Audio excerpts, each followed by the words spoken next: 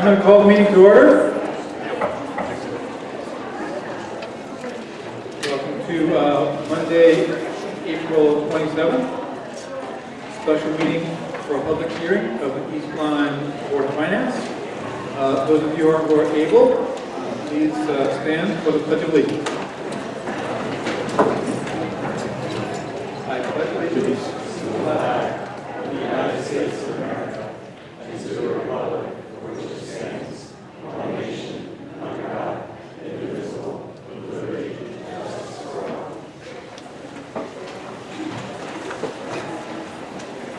Thank you. Those of you coming in, please take your seats. Before we get started with the first selectman's comments, I just wanted to state publicly about a misunderstanding that occurred at our hearing last week.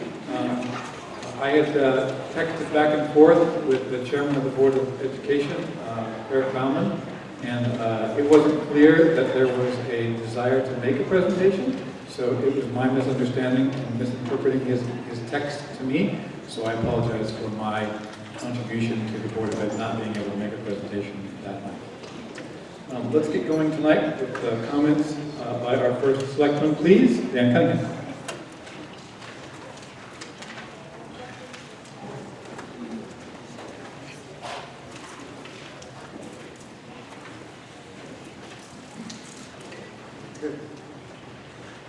So good evening and welcome. First, I want to thank the Board of Finance for their hard work, the Board of Selectmen, and the Board of Education that really have worked very diligently on this budget. And so I am pleased to stand before you and present tonight. You can have the first slide. Oh. Just the one. That goes up. Very good, thank you. And I also want to thank our financial head of our finance department, Kevin Gervais. He's seated at the far table. Without his help, I think we would all agree on the various boards that we wouldn't get to this place tonight with this budget. So let's talk about the process. How does it work? It starts off with the department heads, the various department heads in town. They submit their initial budget requests to me. And once we have those, I sit down with the finance director and I meet with the various departments. And it's a back and forth collaborative process. And we try to identify those areas that maybe can be put off to the future, items that can be reduced, to try to get a lean budget that everyone can support.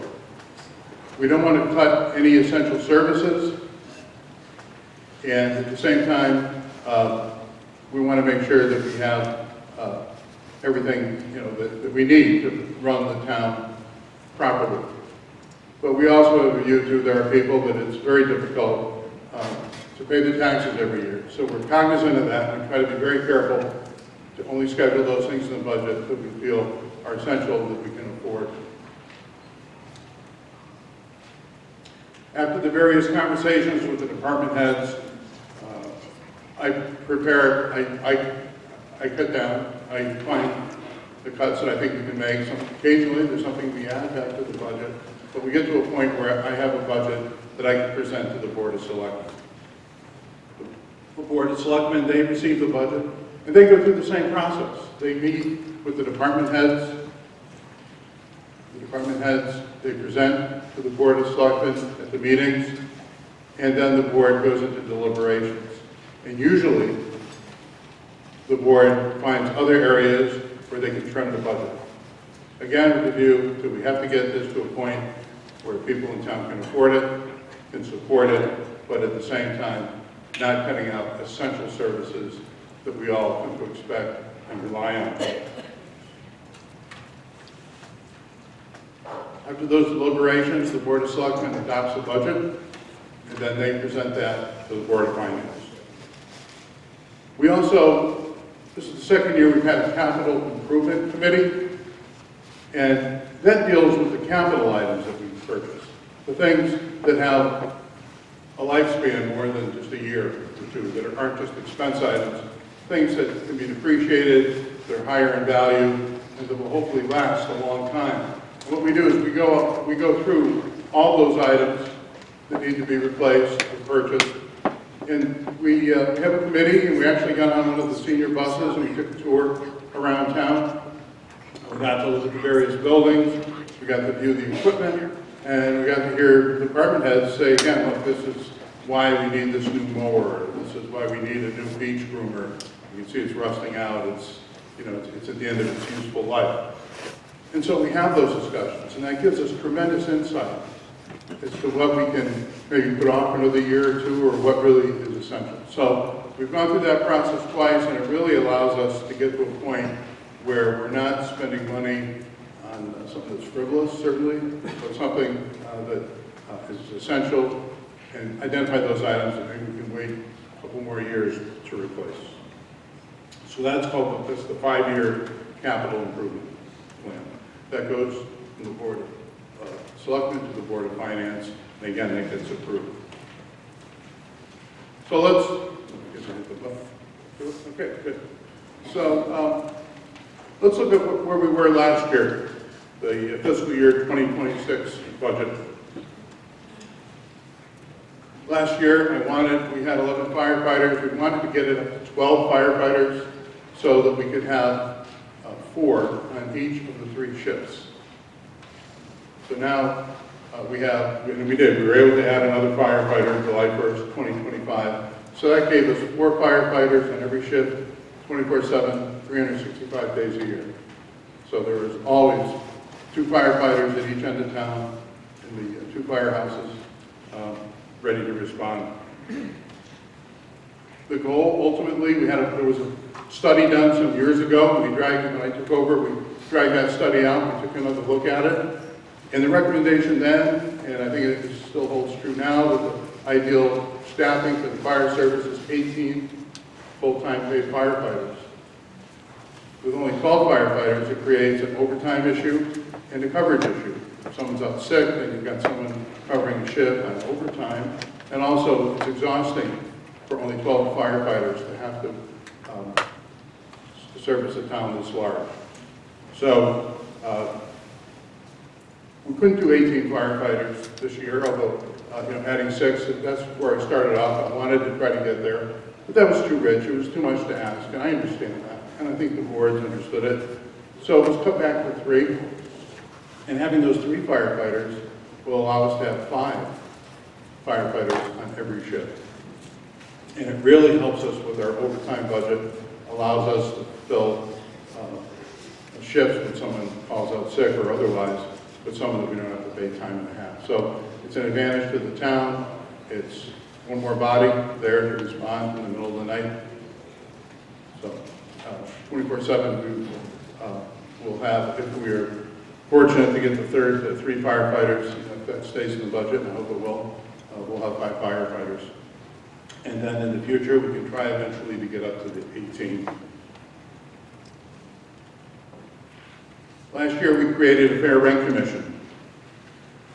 We were ahead of the curve on creating a fair rent commission. There's now legislation that requires municipalities the size of East Lyme to create a fair rent commission. And other municipalities are now, that didn't have it, they're scrambling to put it together. We did it. It's functioning well. Ours is very efficient. And so I'm proud to say that we were ahead of the curve. We had the foresight to do it before we were mandated to by the state of Connecticut. We expanded the Youth and Family Services Department. It offers another layer of service to and opportunities for engagement with our youth and older people as well. It isn't just for the kids, it's for all of us. And it's another source of counseling and advice in certain matters. We increased the senior-centered bus service. It's very important. Not everybody has a car or has access or can afford an Uber to show up and take you where you need to go. And so the senior bus services allows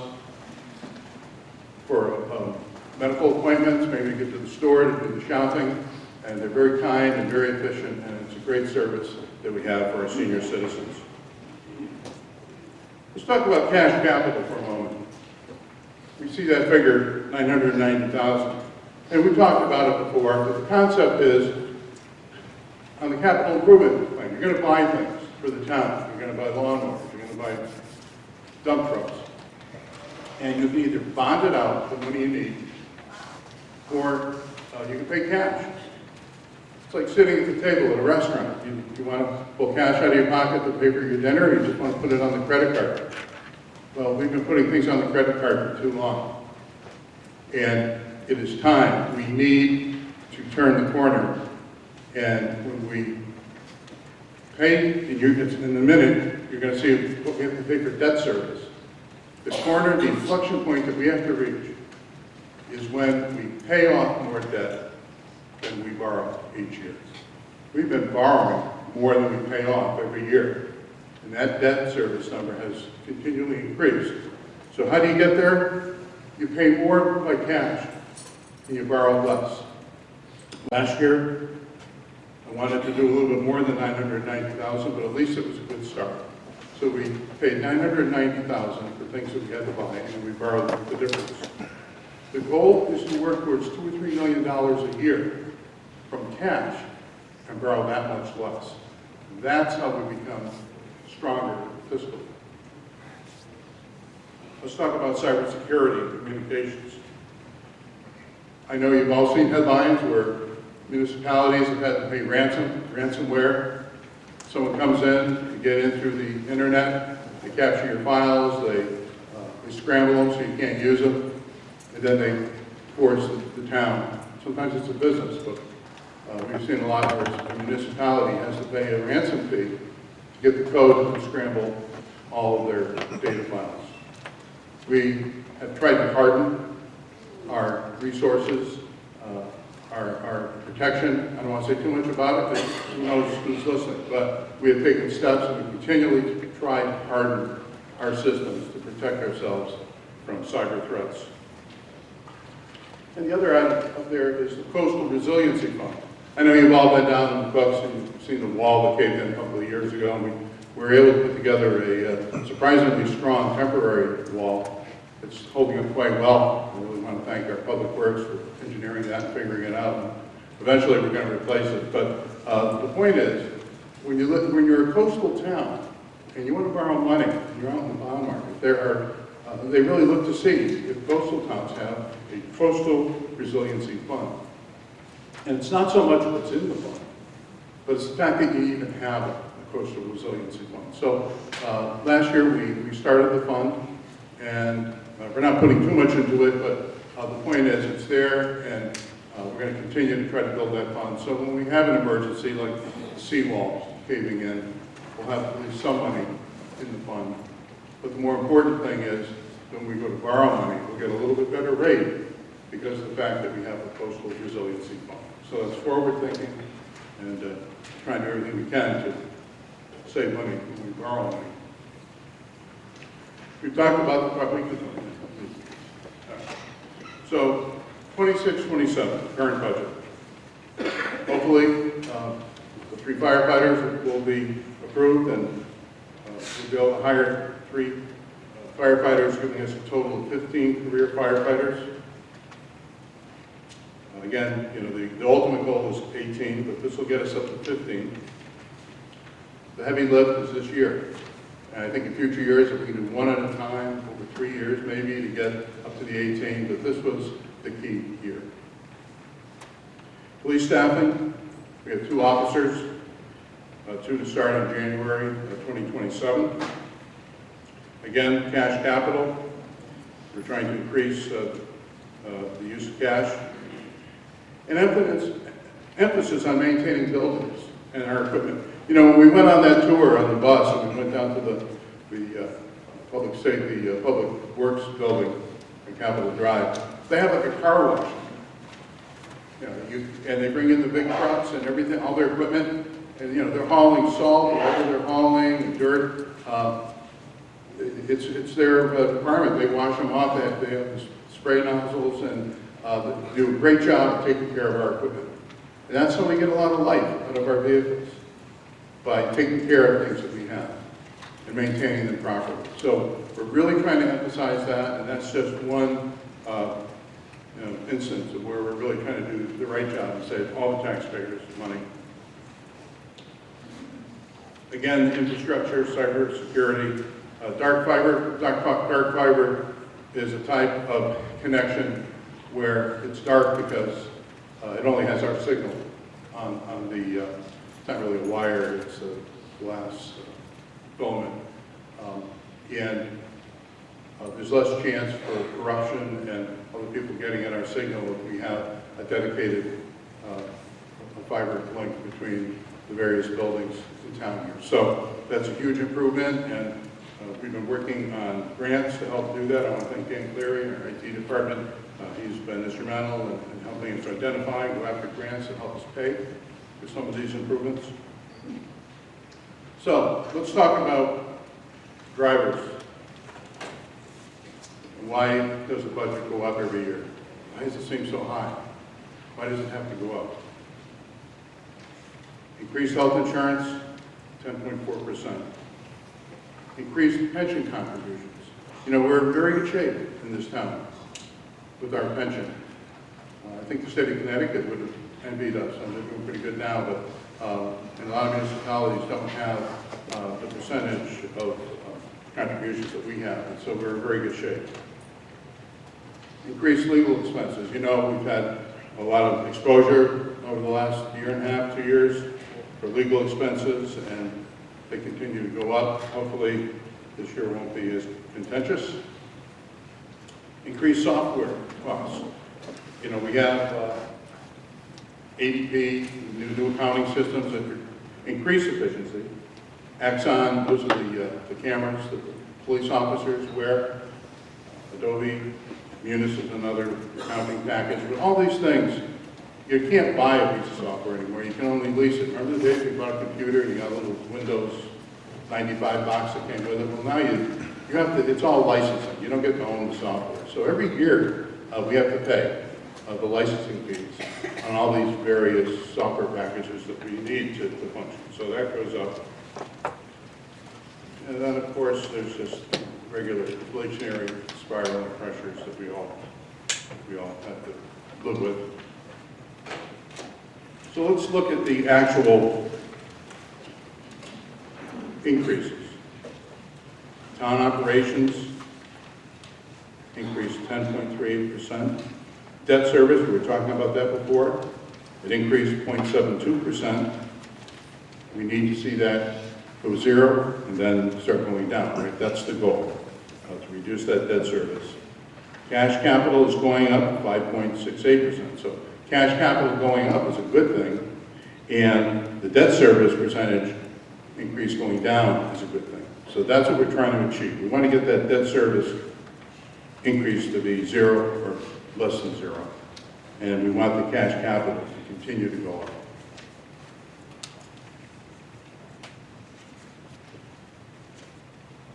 Subtotal, the town operating expenses, 8.15%, Board of Education, 4.26%. So the total operating budget increase proposed this year is 5.61%.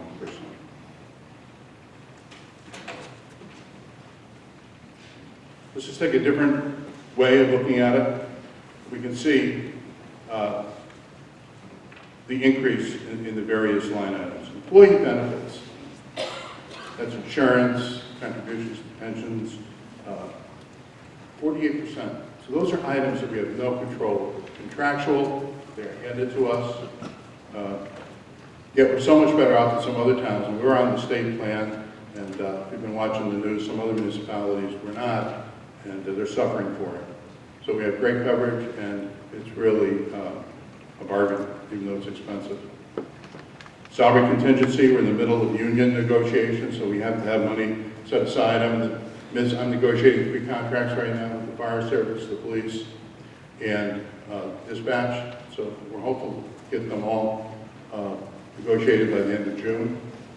But just the way they fell, in the past, some contracts were delayed, And we hope not to let that happen again. So they're staggered somewhat, but that's how it ended up for me. And we're getting there. And we're going to try to get all 3 done by end of June. Increase in IT services, 5%. Legal services, 8%. Increase in police officers, 4.3%. The increase in the fire service, that's going to be 9.7% of the increase. Library budget is 1.5%. Parks and Rec, 3.1%. Early voting, register our voters, 2.3%. And then maintain the level of services of Public Works, 6.7%. So that's the breakdown of the increases, where they fall. You know, we all rely on Public Works. We like to see our garbage being picked up. We like to see the roads plowed in the winter. We had a really tough winter with a couple of bad storms in particular. And, you know, our Public Works Department, they received praise from everyone for the great job that they did. So they're there when we need them, and we're very appreciative of our Public Works Department. So that's a brief, not so brief, I guess, overview. And thank you very much for your attention. And now I'll turn it over to our Chair for the Board of Finance, Scott McAllister.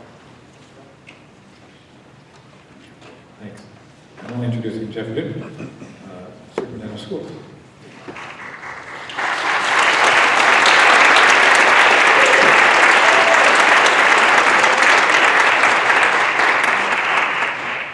Welcome everyone. While we're queuing up a few slides that I wanted to share, I also, as our first selectman mentioned, want to thank our Board of Selectmen, our Board of Finance members that put a lot of time and effort into the work that goes into the town, and I know it's a lot of hours, so we appreciate that. I also want to thank our Board of Education particularly. They've worked extremely hard on this budget as they do each year.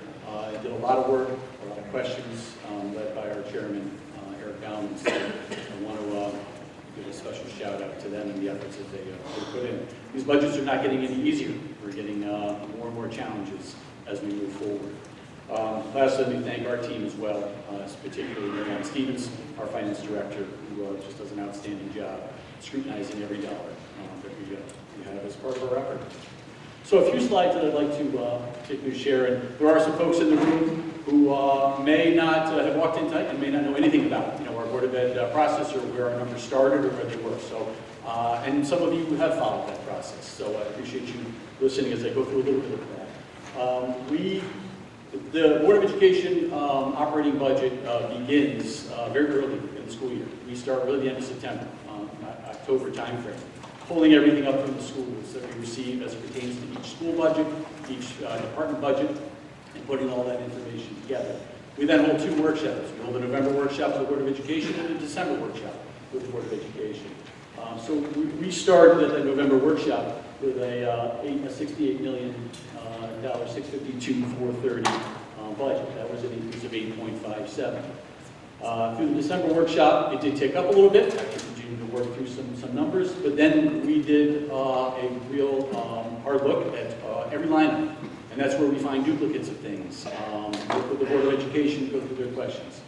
Long story short, we reduced that number by $1,196,057, which brought it down to a 6.79% increase, which is the percentage increase that I brought to the Board of Education. Board of Education, as I mentioned, did their due diligence, brought it down to a 6.31% increase. That was presented to the Board of Finance. With that 6.31% increase, I just want to highlight, in particularly, that there's no new additional staff requests, and there's no programs or initiatives, new programs or initiatives that are coming forward for next year as requests. Many districts are experiencing that due to the tight budgets that we're all grappling with. So, no new staff, no new initiatives. Through that reduction that the Board of Ed did, we removed 2 one-year positions at the elementary level. We removed and reduced another position at Flanders Elementary based off of numbers, so the class sizes were still favorable with that reduction. We reduced a secretary position to a 0.5 down over at Nyack Center for next year. We reduced an admin here at the high school from 12 months to 10-month position. And then we also reduced 5 paraeducator positions. That was all part of that budget. It was been able to fill. Not what we wanted to do, nor what anybody wanted to do. But that was just a work to try and bring, the budget that the Board of Ed was grappling with down to that 8.61. So a total staffing reduction of 8.50 has already been addressed by the Board of Education. Next process with the Board of Finance. The Board of Finance, we presented, they did their deliberations, and on March 31st, they reduced our budget by 1.2 million, which brought it down to a 4.42% increase. There was another deliberation discussion that occurred on April 20th. Another 97,000 and change was removed from our operating budget, bringing it down to a total of 4.26, which you just saw on our first selectmen's slide. So that's a total Board of Finance reduction of 1.297775. I will preface the health insurance. There was savings of $420,000 in health insurance. It went down, as our first selectman just mentioned there, you saw it to 10.4%. I can't believe I'm excited about a 10.4%, but it's better than a 13% that we thought was going to happen. But even 10.4 is way too high. That's not something that we can tolerate, and districts are grappling with that across the state, as are municipalities, with the increase in insurance. So that savings leaves us with a net reduction that the Board of Ed is now going to be reviewing, discussing, and seeing where we find and have reductions of $877,775. So that's the actual number that the Board of Ed, when they meet on May 4th, which is next Monday, we'll start having discussions on how we find that money through cuts and reductions. These are some preliminary, and we've shared this out, these are some preliminary thoughts and areas that they will look at. I'm not going to go through every one of these. Many of you have the handout that you took up front. But these are the areas that the Board of Education will be looking at as it pertains to staffing. That's 11.3 FTE. Remember, we've already reduced the 8.5. So those are staffing positions we'll be looking at. Also, there's other adjustments that we're looking at as well in relation to other areas, facilities, equipment, elimination of carpet replacements, looking at cutting a bus for next year, one bus, as well as in middle school and high school late bus run potentially. So you can get all of those, but you can see some of those other areas that we're grabbing.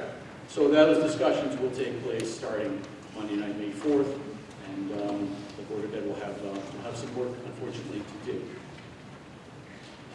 We've said it a number of times. I share this slide often. I've done it for years.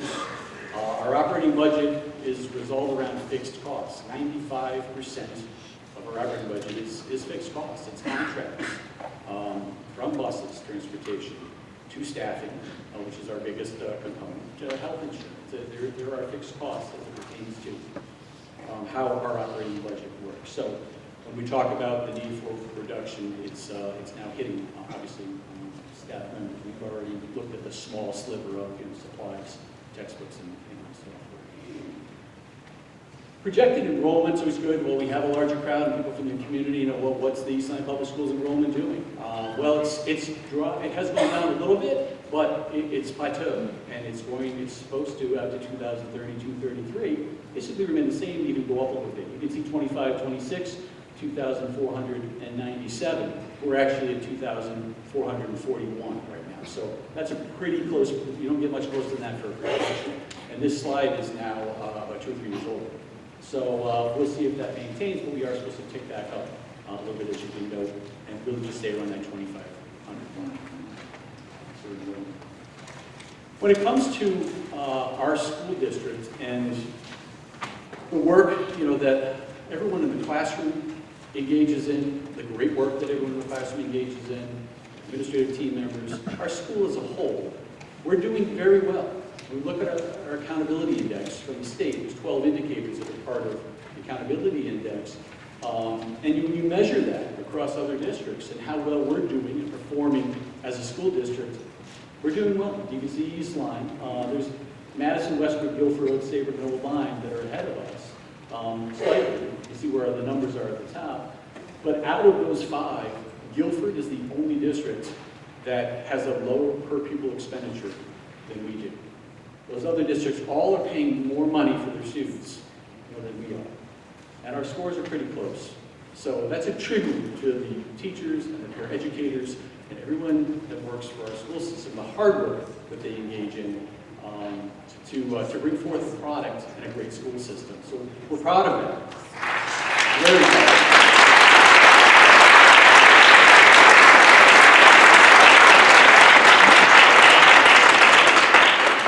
We all know it's getting harder and harder when, budgets are continually being, eroded, and we're not able to move forward or engage in reductions. When you look at that accountability across DIRG C, which is the district reference group, so these are 27 school districts that are all fairly similar to us, socioeconomic status-wise. The state has a formula for that. You can see where we land in relation to that too.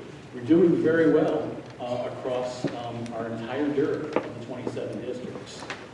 RC9, RC17, but those are very small districts as well, but their socioeconomic status is roughly the same. So again, kudos to the work that goes on in the classroom and across our schools. This is the stuff that we don't want to see erode and go backwards. And I know that's a challenge. That's a challenge for all of us as we look at funding for our schools.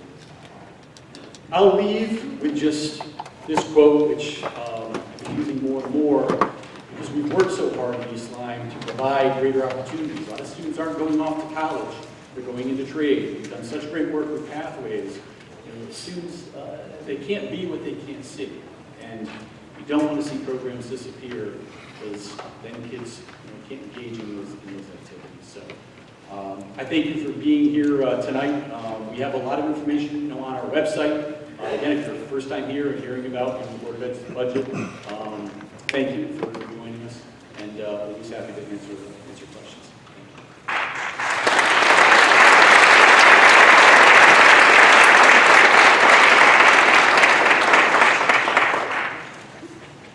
All right, thank you, Jeff. I'm Scott McAllister, Chair of the Board of Finance here in East Lyme. I want to just introduce members of the board. Directly to my left, Rich Steele, Kim Calaginian, Sandra Bullock, Lauren McNamara, and Barry Sheckler.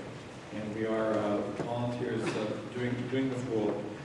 I also want to thank Jeff and Eric and the Board of Education and the entire school community for all the hard work you guys have done this year, not just educating students and managing all academics in this town, but doing so in an excellent way that gets you to the high ranking that you are in the state. I want to thank the Board of Selectmen and Dan and Ann and Jason who are here tonight for their hard work on the budget, and especially to Kevin Gervais, Finance Director, busily on his laptop over there, who has labored long and hard through this budget process. Can we go to the next slide?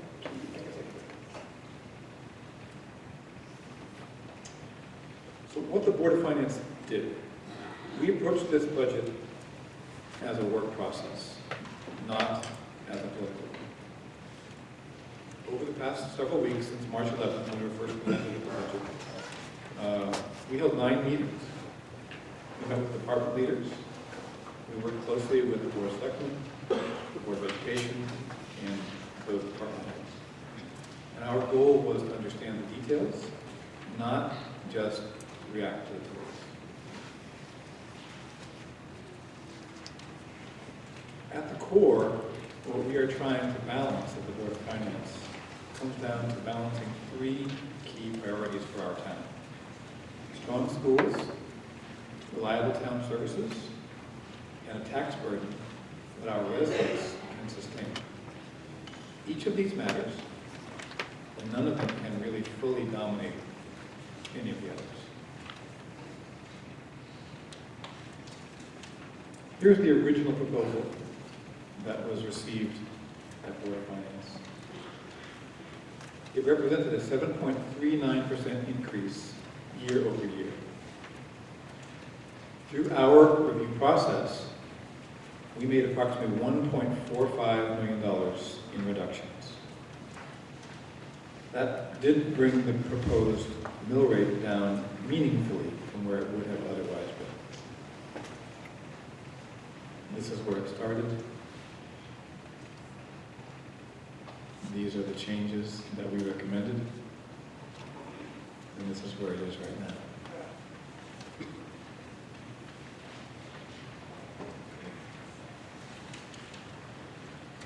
Why is the budget under pressure? A key point here is that much of this increase is driven by structural costs. Health insurance, pension obligations, staffing needs in public safety, ongoing inflation. All of those contribute significantly to the numbers that we're dealing with.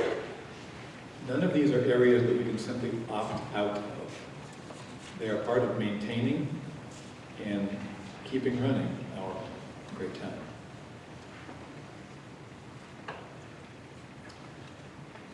At the same time, the financial reality is we have to be mindful of our long-term financial position as First Selectman Cunningham outlined. Our fund balance trending toward a lower target range, and that's good. But the town does still carry over $80 million in debt, with significant capital needs ahead of us in the coming years.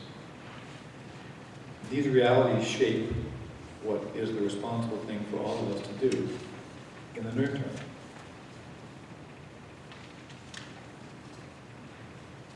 So the Board of Finance did reduce the Board of Education funding request. Even with that adjustment, the proposed education budget still reflects a 4.26% increase year over year. That decision made by the Board of Finance was not a statement about the value of our schools. It was part of asking every area of the budget in our town in this effort to manage the overall tax impact.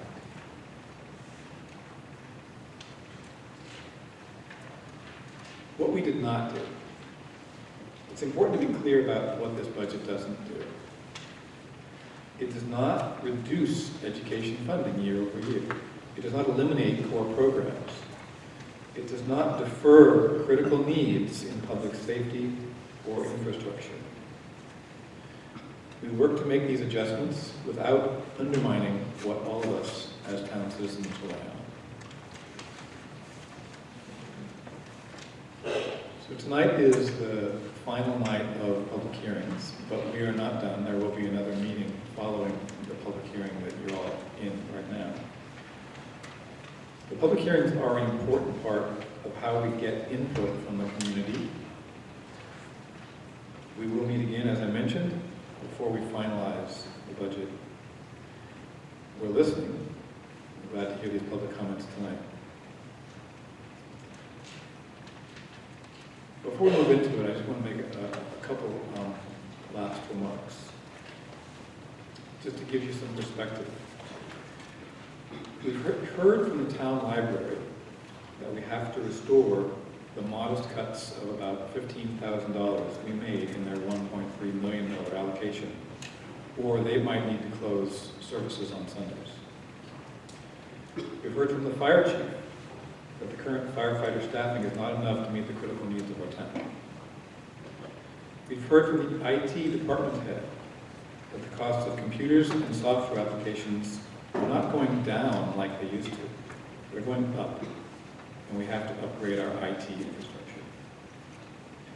We've heard from the town registrar of voters that the extended voting days cannot be supported with the budget that was used in prior years. We've heard from the head of Parks and Rec that some playing fields in our town are unplayable. Sports, in fact, had to be moved, and we have to provide funds for turf and irrigation. We've heard from our Public Works Department that the harsh winter we've just been through cost a lot more in snow removal, and that many roads in our town have to be repaired. We've heard from the police department that we will be less safe unless we find some new officer positions as soon as possible. We've heard from our finance department at Town Hall that our current debt cannot continue, and we have to provide additional capital to reduce that burden. The tax collector's office needs security cameras. The senior center needs support for podiatric services that our citizens can't obtain elsewhere. The youth center must provide guidance counseling to our increasing numbers of at-risk youth. And we've heard, importantly, from the Board of Education and the schools, that unless we restore some of the increase that we cut, there may be some positions or services that would need to be eliminated.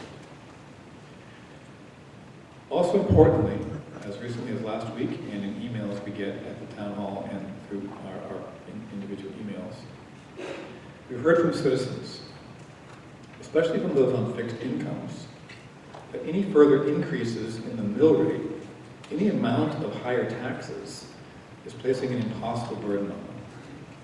They might even have to leave town. We know, we've been listening, and we know, and you are all right. We know we have these needs. We know we have these responsibilities to our community. The budget proposals that we're going over tonight can't possibly make everybody happy. In fact, pretty much everybody is unhappy with us. Many of the budget decisions we've been faced with have not been so easy. But it's our responsibility to make these decisions, so that's why we're here tonight, to hear from you. We're here to listen. We're not here to talk or debate after this. And we do look forward to hearing your comments. So I do have a sign-up sheet, and we're going to allocate up to 2 hours for public comments. I'll go in order on the sign-up sheet. I would request that those of you who have signed up to speak, speak for 2 minutes so that there's plenty of room for others.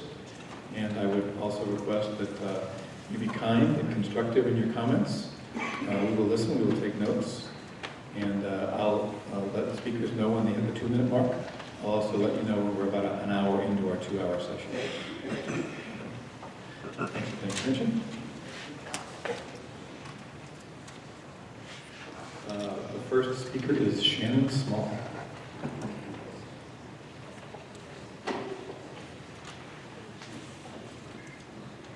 Thank you. Again, my name is Shannon Small. I live on Harvest Glen. I'm a trauma critical care surgeon at Lawrence Memorial Hospital. So I understand the increase in healthcare costs, right? And I appreciate all the work that is going into this. I spoke last year. I'm going to speak again this year. We are new to the area. We've been here for a year. We moved because of the schools. It's why people come to East Lyme.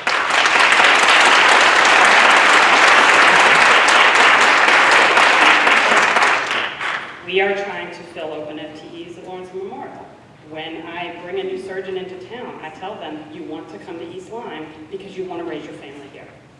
That is what will keep people coming here, which is what will keep people paying taxes. We have to invest in our children's education.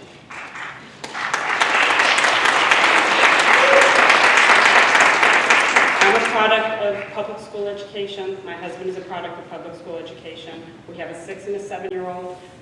Things that seem as simple as cutting one bus is devastating to my 6-year-old, who has already struggled on the bus this year, bus 12, which I'm sure a lot of people in this room know.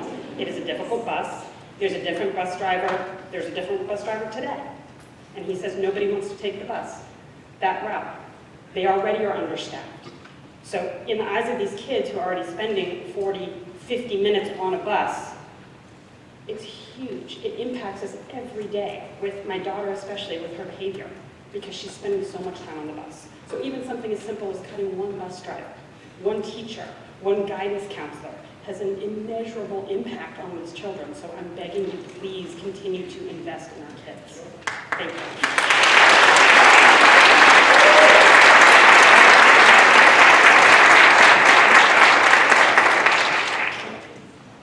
Thank you. Jill Thompson.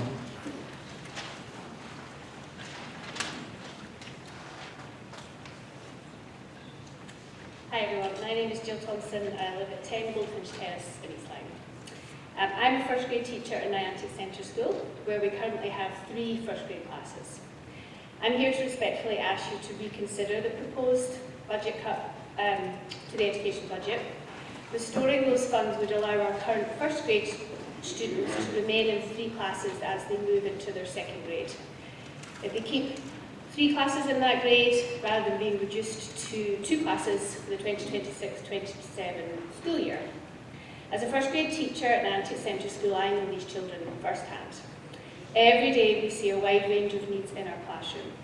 Our students are diverse learners with varying academic levels, social emotional needs and behaviours. And we work really hard as teachers to individualise instruction and meet each child where they're at, because we know that's what helps them succeed. But that level of support becomes significantly more difficult when the class sizes grow to 22 or more students. While academic expectations increase in second grade, teachers would also be managing larger groups of students with complex needs. Those demands simply don't align, and we've seen in the past that outcomes are not as successful as they are when we have smaller classes. My issue is also personal. My family and I emigrated to Connecticut from England in 2011, where my own children were in large class sizes of up to 25 to 30 students. In those environments, we saw that it was difficult for teachers to know every child. Students who were not struggling the most or not exceeding the most were often the ones that were overlooked. My family chose to move to East Lyme because of the strength of its schools, its commitment to students and its smaller class sizes. We wanted our children to be known, supported and valued as individuals. Strong, thriving schools are also a key part of what makes this community desirable and helps sustain property values. So both as a teacher and a parent, it's discouraging to consider a change that moves us away from those values. We can do better for our students, and we should do better in East Lyme. Thank you for your time.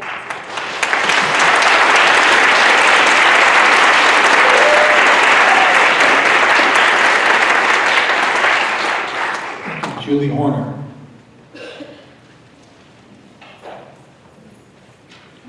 I'm Julie Horner, 42 Manhattan Road. First, I'm a parent of 4 kids who I chose to work and live here after going to school here because I valued what was happening. I would like that to continue. I want to thank all of our boards for your time and all the work that you do, and to your families, because I know it's an immense amount of time. But I'm really here to speak on behalf of our children.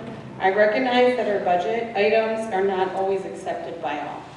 I know there's security that's moved forward, that there are people that are for it, there are people who are against it. I know that the lawyer fees that have been placed on us in the past few years are huge, but all of those things should not impact our children. Our children are what we should be fighting for. Recognize that special education gets brought up, that's a legal obligation. Tier intervention is also a legal obligation for our children. We need our reading specialists, we need our tutors, we need our paraprofessionals for the children that are identified. Most classrooms do not have regular support. And if there are one-on-ones, they are only available for the children that have a plan, goals, and needs. And that's the way it should be. So we need to recognize that if we lose a teacher, class sizes go up to 19 or 20 or even more, there will be no support within a classroom. And if you've ever been in a classroom, you'd know that no support means teaching stops. Right now I'm in kindergarten. A child has an accident, teaching stops. A kid is sick, teaching stops. There's a problem, they're missing their parents, teaching stops. Which is all fine. If you think of Maslow's hierarchy of needs for all our children, that's what we need to recognize. When we cut people, you are hurting our children. When you hurt the children, they can't learn. Our curriculums have dropped down immensely. It's very hard. We take the challenge, but you need people to make those challenges work. So early intervention is key, and that starts with support for our general population. We need to be proactive, provide support by having paras and teachers versus cutting. My mother is also 84, almost 85. She says even with inflation and taxes, she's going to support our education, she's going to support our budget. And we need to recognize that the kids that we are teaching are who are going to care for us and our future. So I'll end with a favorite sweatshirt that my mom wears that applies to passing a budget for our children by keeping the people we need. It's by Garrison Keller, and it says, "Nothing you do for children is ever wasted."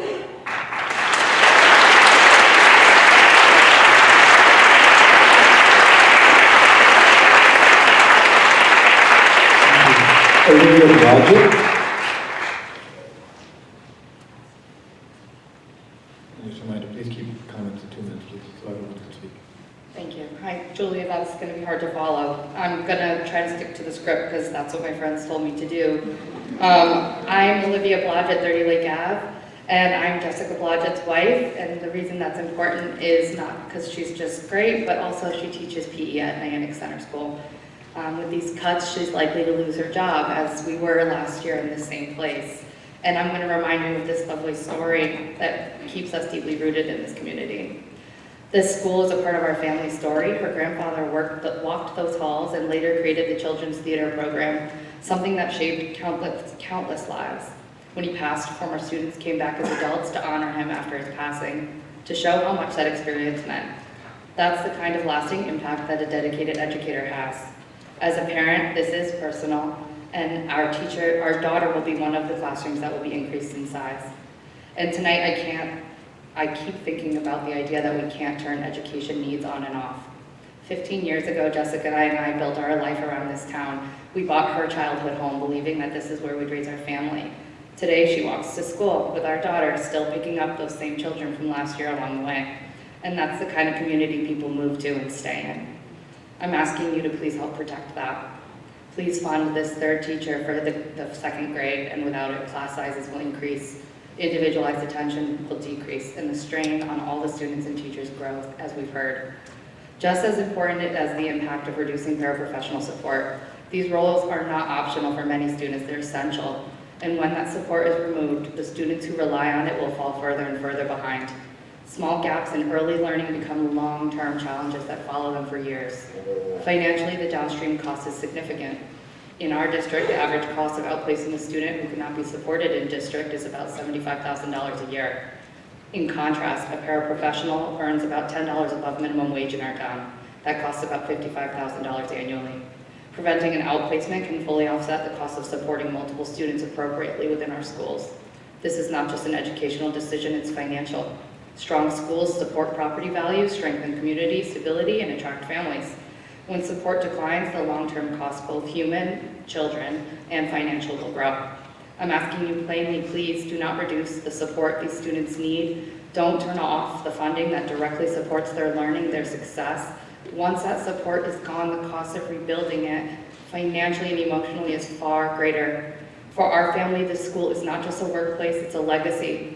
And it's a promise to give back to the next generation. And the 0.51 change in mill rate will not protect the changes that are going to be made in the reduction of this budget. Thank you.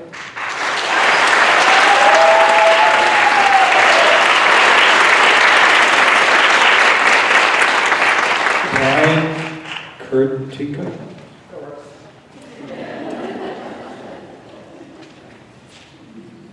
Brian Kurtika, Maple Tree Lane. Good evening. I am here tonight not only as a resident and a para-educator, but also the president of AFSCME Para-Union Local 1250 in East Lyme. I want to speak plainly about the $1.3 million in additional cuts you are demanding the Board of Education make. Let's not pretend that this is a routine adjustment. This is not trimming excess.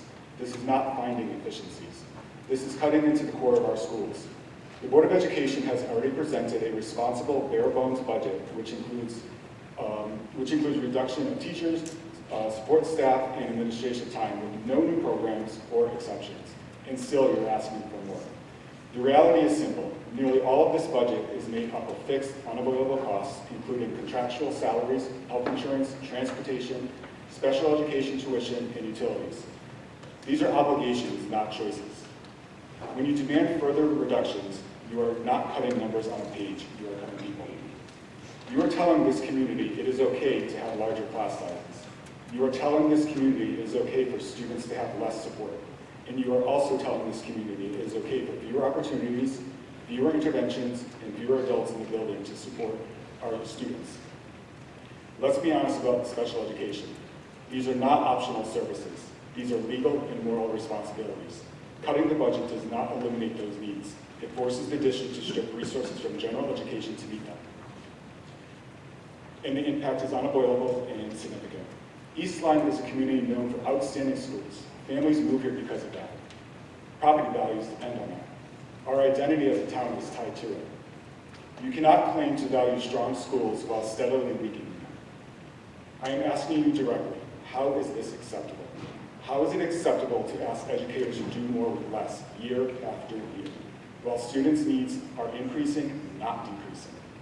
How is it acceptable to send a message to families that education is where we are willing to cut first? This is exactly the message being sent here tonight.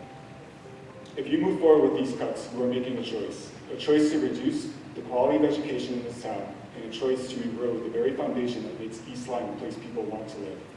That is not fiscal responsibility. That is short-sighted. Investing in education is not an expense to minimize. It is a commitment to our community's future. I urge you to stop asking our schools to absorb more damage and fund them responsibly. It is imperative that you protect the quality of education that defines this town. When you cut our schools, we're not just cutting the budget. We're cutting the future of East Lyme and its students. Thank you.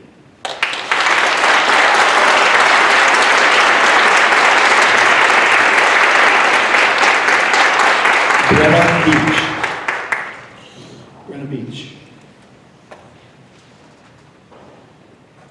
Okay. Eric Bauman.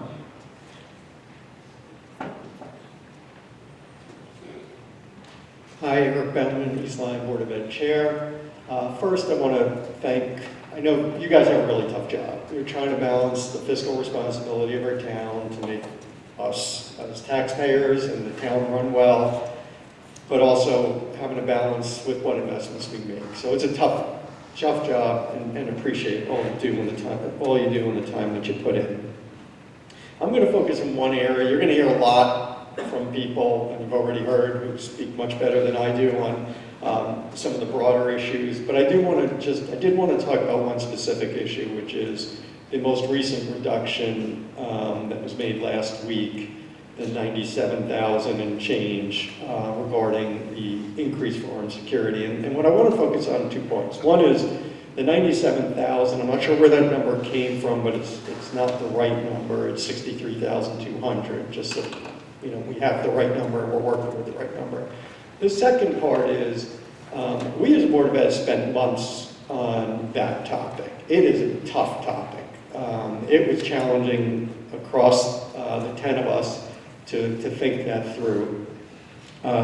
We looked at studies, we've had discussions, we talked with people in the community, we've had a lot of community feedback, we had a public forum like this where we heard feedback from both sides, both opinions, and as a board, and we talked with our first selectman, we talked with our chief of police, just to get thoughts and ideas, and we came up with, we made a decision based on the feedback that we got as a town.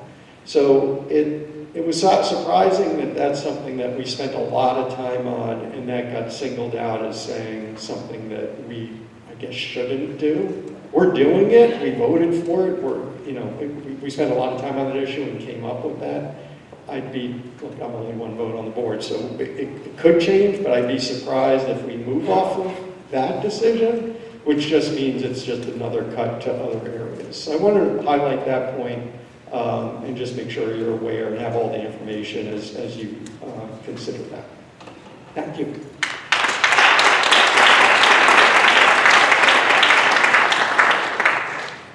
Kylie Oswald.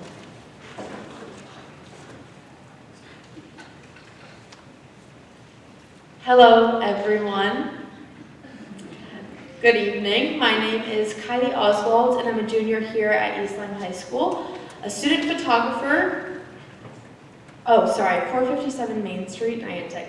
But good evening. My name is Kylie Oswald. I'm a junior here at East Lyme High School, a student photographer and a reporter for our school newspaper.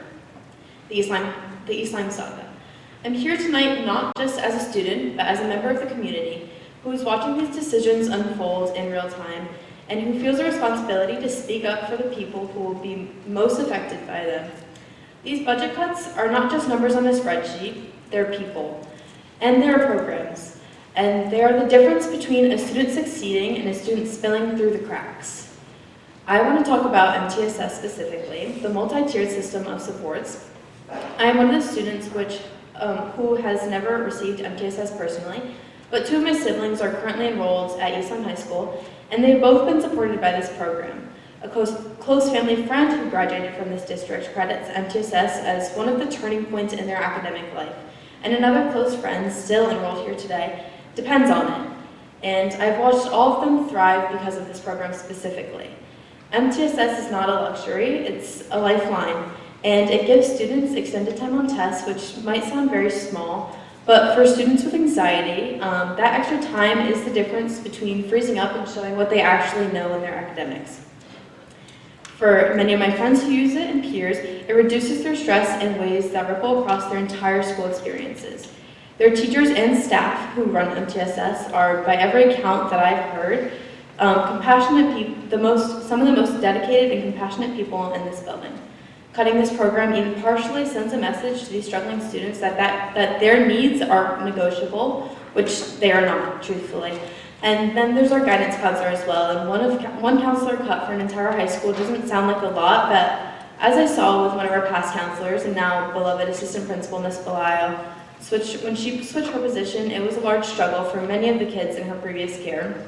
Also, the proposal to cut that position is one that comes up, I'm told, every year, and every single year it reflects a misunderstanding of what that person does. A counselor is not someone who just signs schedule changes, but they're a person a student walks to when they don't know where else to go. Fewer counselors means less time, less access, and more students left without someone in their corner. But I don't want this board to think the concerns just end there.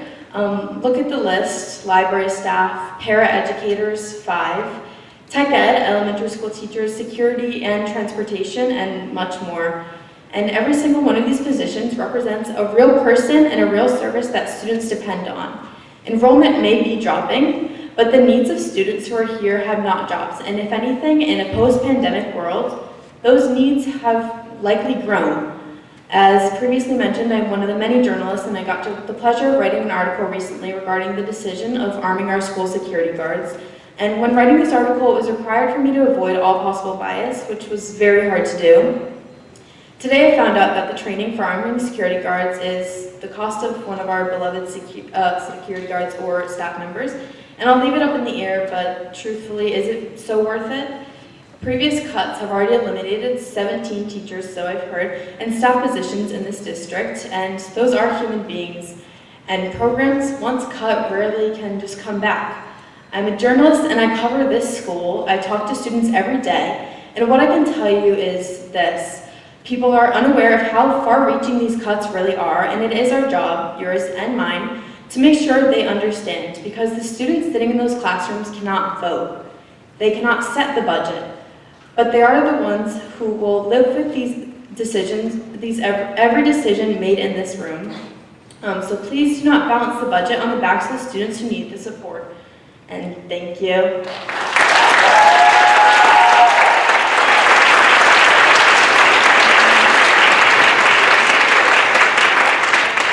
Thank you again for trying to stick to 2 minutes if everyone can, please. So everyone who wants to speak can. Next up is Astrid. Hi, I'm Astrid Phillips-Giza and I live on 15 Lakeview Heights. I don't know how I'm going to follow Kyla because she did such a great job, but I am the sports editor of the Viking Saga, our school newspaper. I spend a lot of time looking into and investigating stories, so I feel as if it is important to speak on behalf of my peers and teachers at East Lyme. I've moved 8 times, and my parents have moved me here because of the education. I've struggled with extreme anxiety my entire life. My freshman year, it started getting even worse, impacting my day-to-day life. I was eventually diagnosed with severe generalized and health anxiety. My school counselor, Ms. Belisle, had watched me struggle with anxiety throughout my first year of high school. Throughout that year, my sophomore year, she supported me through my difficult time and recommended me for other supports in addition to being there for me to talk to her when needed. Now, Ms. Malayo's place is the intern assistant principal, so Ms. Stites is filling her position. Even though I am doing better as a junior, there are still times where I need to talk to Ms. Stites if I'm having a bad day. This trust and relationship allows me to continue to feel secure at school, and I know many other people who have had cases where they need to talk to their counselors spur of the moment, not having meeting plans. Even though East Lyme is fortunate to have so many counselors, they are extremely busy with meetings and helping students at East Lyme. I know that now, if you need to talk to your counselor spur of the moment or even schedule an appointment, there's often a wait. Taking one counselor away would not only increase the wait time, but increase the workload for counselors, taking away their time for each individual. This would take away valuable connections that students often utilize if they need a trusted adult to speak to, as if I had so many, and so many others can relate. I can't imagine not being able to speak with my counselor if I truly needed to, as sometimes I will struggle through days in my school. Just one of the ways my counselor, Ms. Valayo, has helped me was suggesting to me the idea of a 5-4 plan. Since tests made me anxious, for the first time in my life, starting for finals my freshman year, I was able to take my tests in an alternate setting with Ms. Kapusta in a side room of the library. This program, titled MTSS, helps many students with math, English, and provides them a safe space to take their tests or gain extra help from a trusted hand. These teachers in this program are highly trained general education and or special education teachers.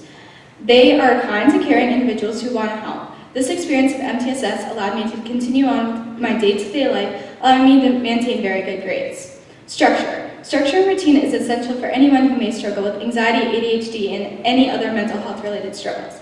Taking away part of a person's job, someone who they have bonded with and created a routine with, who has helped them continue on their day-to-day life, like the opportunity to take the test in a different room that Ms. Capusta had given me, would be detrimental to the future of East Lyme. We pride ourselves on being a well-rounded, strong academic school. May I remind you the mission statement. The mission for the broader East Lyme Public Schools is district to inspire, engage, and educate each student to become a contributing citizen and a responsible, independent, and critical thinker. Each student. That is the emphasis. We often talk about our school pride, how pride in our school is ranked. However, taking away the time of a single teacher from MTSS will take away the chance for someone to get the assistance they deserve in order to stay engaged, to become educated, and inspired. Without MTSS, the students who need assistance from a teacher will not be represented in the mission statement. Yes, MTSS is not being completely taken away, nor a whole teacher position, but taking away the time of a single teacher will hurt the students of East Lyme. That is a connection lost. MTSS has already had to shut down for 2 blocks this year due to having to fill a position from the English department. This means that students have turned down already. Taking the time of an MTSS teacher would not help East Lyme, but it would hurt. I encourage you to think about the choices. Thank you.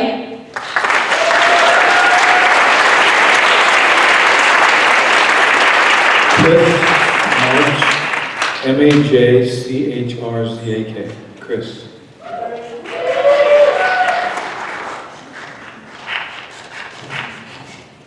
Good evening. My name is Chris Myshak, and I'm at 78 Chesterfield Road. You did an awesome job trying to sound out my name there. I have a letter here from Camille Sarna-Fenley of 31 Parker Drive. She is a special education teacher that I have the privilege to work with, and she has an important perspective for you to hear. Her letter goes as this. I am sorry I could not be there tonight. I am double booked and my daughter has the flu. Though I cannot be there in person, I feel I have a unique and important perspective to share. Firstly, I want to acknowledge all the hard work this board has done to consider all of the wants and needs of our town. You have an impossible task with many different angles to consider. With that said, I believe the budget for the Department of Education has been cut far too deeply with this proposal. I understand it is an increase, but this will be a cut to the programs and services we currently offer. I am new to East Lyme and serve as a 7th grade special education teacher. I also live in town and have a 2-year-old who will go through this school system. I moved here 3 years ago from California, where I taught for almost 15 years. I have seen the impact of school budget cuts firsthand, and it does not end well. As a 5th grade teacher in California, I had a class size of 36. When I taught kindergarten, we moved from 20 students in a class to 30. My caseload as a resource specialist was 28 students, and I was always maxed out. As our budget margins in East Lyme are already paper thin, cuts here will lead to staffing reductions and class size increases. If not now, eventually. This had a lasting negative impact on our students, teachers, and community.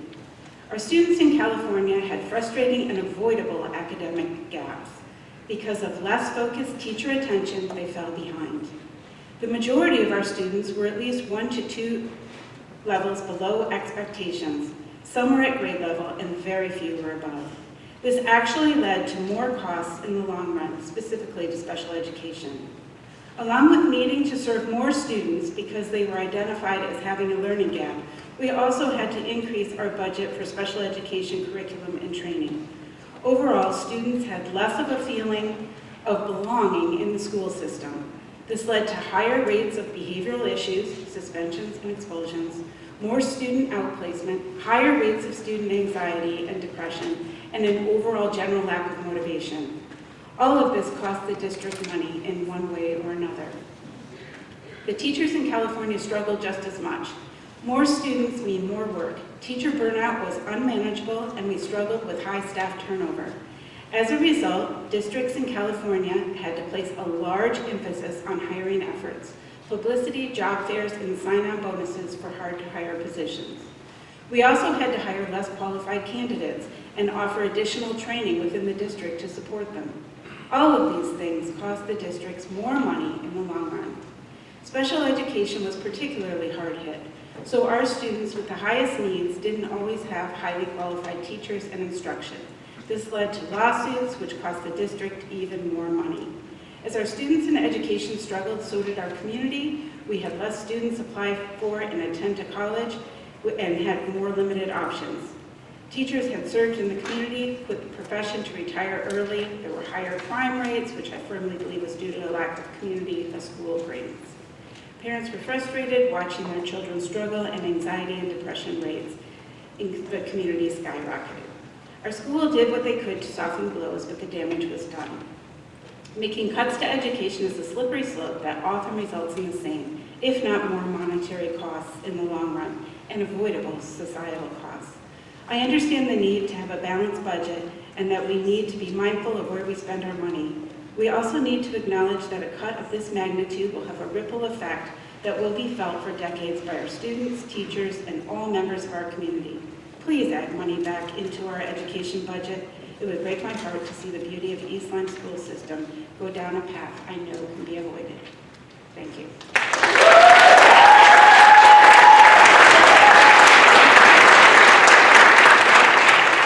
Forgive me for being a broken record, but I appreciate that. We can take the 2 minutes so everyone who wants to speak can. Next up, Tim Dad.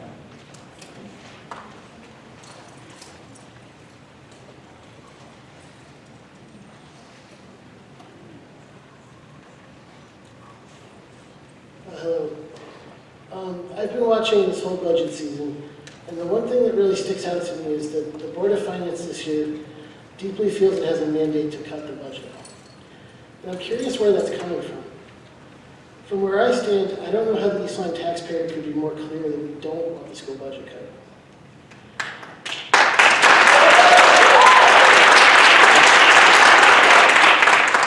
This is the third budget fight in 5 years, but the public has always overwhelmingly supported the budget at referendum. After last year's particularly bruising fight, the public re-elected the same people to the Board of Ed and elected what on paper looked to be a more school-friendly Board of Finance. But we're here again. If the BOF wanted to work with the BOE during budget season to find savings or offer their expertise, I'm sure that would be appreciated. I don't understand how we get to this fight every year when the BOE is public and forthcoming about what the challenges are, and everyone knows what's coming months in advance. I mean, one of you is married to a BOE member. You should be more aware of the work you're doing on your respective boards.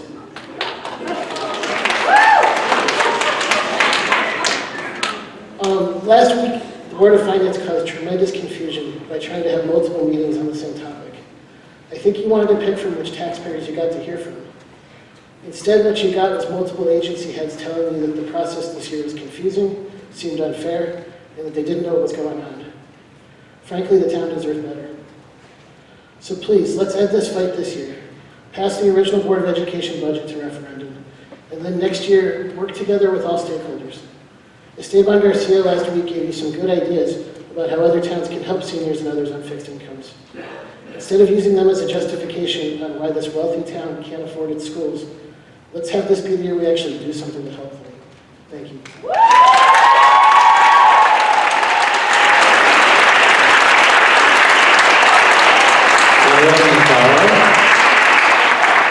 Sarah Mazzaro. She had to step out. Thank you. Noel Nieves. I'm all set, thank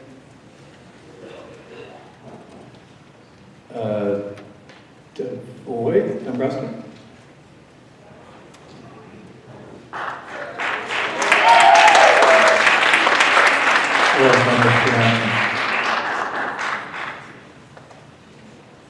I see the R now, Darcy. Good evening. My name is Darcy Dombrowski, and I live at 103 Walnut Hill Road. I'm a sophomore here at the high school and a member of Student Senate. My mom would usually be speaking tonight, but she can't be here, so she prepared these remarks for me to speak on her behalf. I want to talk about priorities. The education budget is increasing by 4.26%, while the town side is increasing by 10.38%. A 10.38 increase is significant, especially in a single year. That's also a significant gap between the two budgets. And it's not just about numbers. It reflects what we value. Nearly 60% of the town's increase, over $1.5 million, is tied to general government employee benefits and salary increases. At the same time, on the education side, we are laying off teachers and cutting paraeducator pay, sending a message. We are asking educators to do more with less, while students feel the impact directly. Larger class sizes, less support, and fewer opportunities. Meanwhile, elsewhere in the budget, we are increasing compensation. That imbalance is hard to justify. Another major driver of the town's budget increase is $210,000 for legal services. Legal costs may be unavoidable, but the consequences of poor adult decisions should not fall on children and teachers.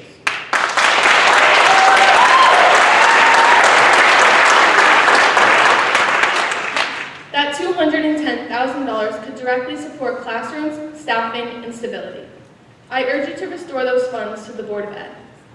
This isn't about putting one group against another. It's about aligning our budget with shared values, supporting education while maintaining the services that make East Lyme a strong and desirable community for all of us. In total, I am asking that $600,000 be returned to the education budget. This can be done responsibly by using a portion of the cash capital balance projected at $1 million. Tapping our cash capital will not deplete our reserves, but it will protect our classrooms, our teachers, our students, without cutting town services. Budgets are about choices, and choices reflect values. Please make the choice to restore at least $600,000 to the education budget. Thank you for your time and consideration.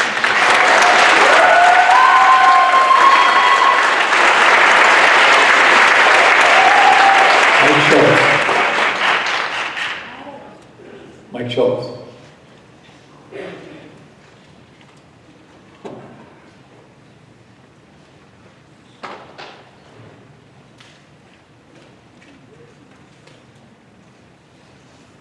Evening, folks. I'm Mike Schultz. I live on Lover's Lane in East Lyme.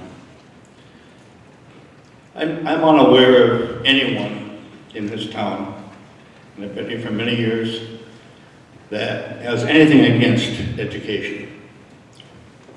We've always supported it, and I think that we've reached a point here where we need to do some evaluations as to our growth and where we are cutting things. I have to read a few things. I feel like the queen being a beehive. I'm sorry. But as I said, have all the respect for all the boards and everything that you're doing. Those that are, most of you are uncompensated. I'm aware of that. I can't think of any town service that we don't need. Maybe pickleball, maybe beach cleaning. These are things that, the seagulls can take care of some of it. But in general, we need everything that is being provided by the town. And the expenses are growing. And I've been monitoring it for, 55 years here. Maybe we've reached a point where it's time to look at things from a deed standpoint perspective. The ride has been nice, but we've arrived at a point where sustainability has to be questioned. And this is the first year we've brought that up. It happens every year, but it continues to grow. As you get old, you have to cut back on things. And the same thing happened to this town. The town's getting old, and we just start evaluating the needs that we have in our town. Because our town services are where they are concerned, the needs are only going to increase because the town is growing, and that's why the town budget is screaming as it is. And I think that, not that I'm against it, but I think we just need to point out a few things. That about 25% of the people that live in this town have children in this town. The other 75% do not. I'm not against that, but I should point out that the growth in this town, bringing children into this town, is not something we need to put on the I-95 turnpike to cause it to happen. The only thing it's going to do is drive taxes higher. This is never going to stop. We're right now at $17,000 in the hole for every child that's being educated. And that there's $25,000 per child, but if the average citizen's paying $8,000. So just please keep that in mind, and I thank you.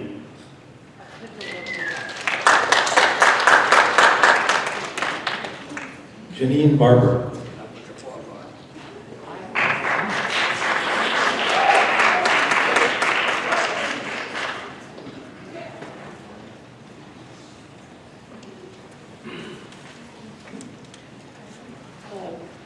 I'm going to awkwardly stand here. My name is Janine Barber, and I live on Pennsylvania Avenue. I am here with so many other people to ask that the budget for the school be paid for as it's been proposed. And of course, there's many impactful and valuable positions, each one that has been mentioned, and others that have not gotten as much attention, but of course, I'm here to talk for a moment about the library. Our libraries provide access to information, and students learning to evaluate information, students learning how to synthesize information. I'm a parent of a middle schooler in our town, and especially I feel like at that age, but every age, our media literacy skills are especially critical. Currently, we've got all kinds of AI slop coming in and targeted scams and dis and misinformation being used to weaponize. And it does cause real harm. So if anything, we need to be teaching students more critical thinking and more news literacy skills. So I work in the library. We're the assistant and I, 2 people. We are sort of scrambling to perform our work because while staff has been cut in the past few years, our responsibilities have not. In fact, since I've been here for about the 30 years that I've been at East Lyme High School, of course, the world gets more and more tumultuous, apparently, and we need more and more people. We need more and more, because we're being asked to do more and more things. So cutting is scary. This would impact the access to information. Our district went from 4 support staff when I started as librarian 6 years ago to proposed 1 support staff in the library for the whole district. Again, we need people to put in a library program. Over the last few decades, the school community, we have created and curated a library collection that supports our students, supports our teachers, supports our curriculum. The library supports inquiry and research and mental health and community and information and literacy and. But all of our materials, all of our books, all our laptops, we have databases, we have subscriptions, they're of little use to our students, they're of little use to their teachers if there are not enough personnel to help access them, to use them, to teach them, to help, to support. So without enough personnel, it would be penny-wise and pound-foolish to have these quality resources that are not acceptable because the library is not open and because we don't value financing the personnel we need to run it well. Thank you.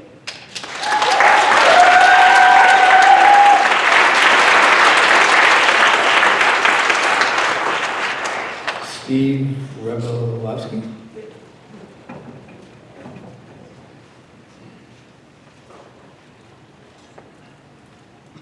Good evening. Steve Rebelowski, 24 McKinnon Place. I wanted to say congratulations, and I'm very happy that the young students here at the school got up and spoke. I have 2 daughters that graduated from this school. One is on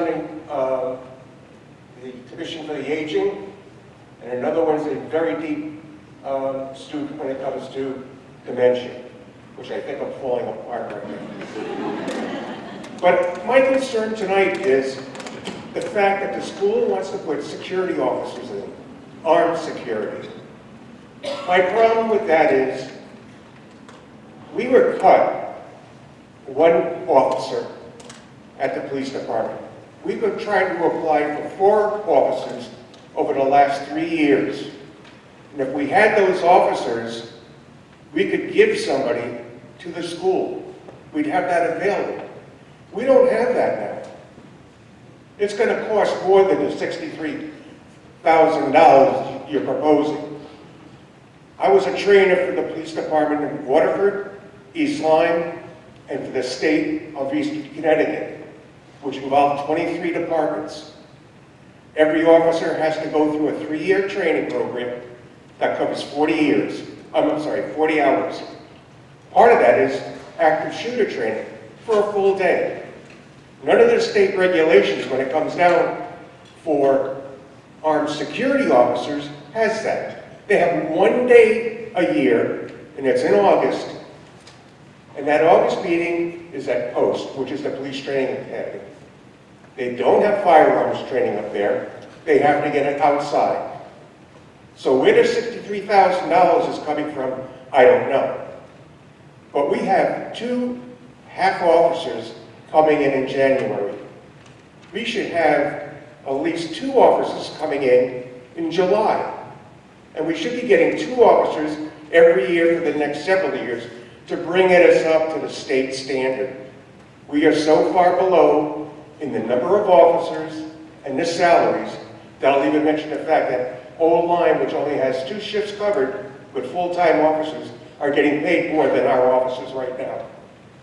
That's a shame. This town can do better than that. I spent 12 years full-time in East Lyme. I spent 26 years full-time in Waterford, 7 years as an instructor for the state, and 7 years with DEP as an officer. The town's got to wake up. We need to get more officers on the job. There is no coordination of what you've had for the Board of Education. No one's talked to the Police Commission. I'm on the commission. We have not talked to anybody in regards to the security. Nobody. It's a shame because the chief hasn't had any full meetings with them. The commission has not had any meetings with the Board of Education.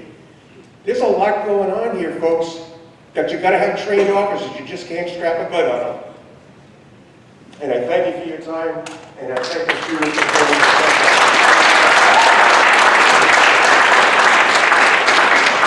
Jamie Marshall.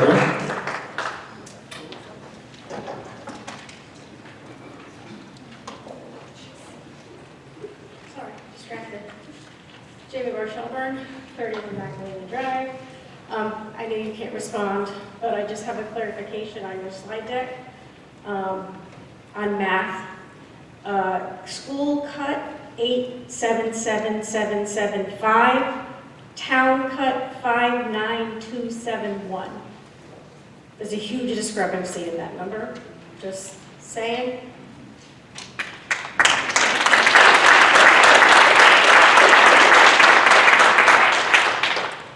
And I know I've shown you this before, the Board of Ed has a budget that mostly is driven by things that we don't control, most of which comes from the state.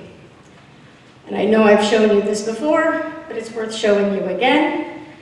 My lovely 60-page document of requirements that comes from the state of Connecticut. And I know I've shown you that I've colored it in my pretty colors. The red is stuff that doesn't get money from the state. The green is stuff that gets money from the state. I'll fan through. You will see that it's mostly red. This is not including the stuff that got passed last week. Math PD curriculum, EV buses, homeschooling, not even talking about what's going to be passed the rest of this session. We cannot control what Hartford does. It impacts our budget and it raises it. We have to talk to our legislators.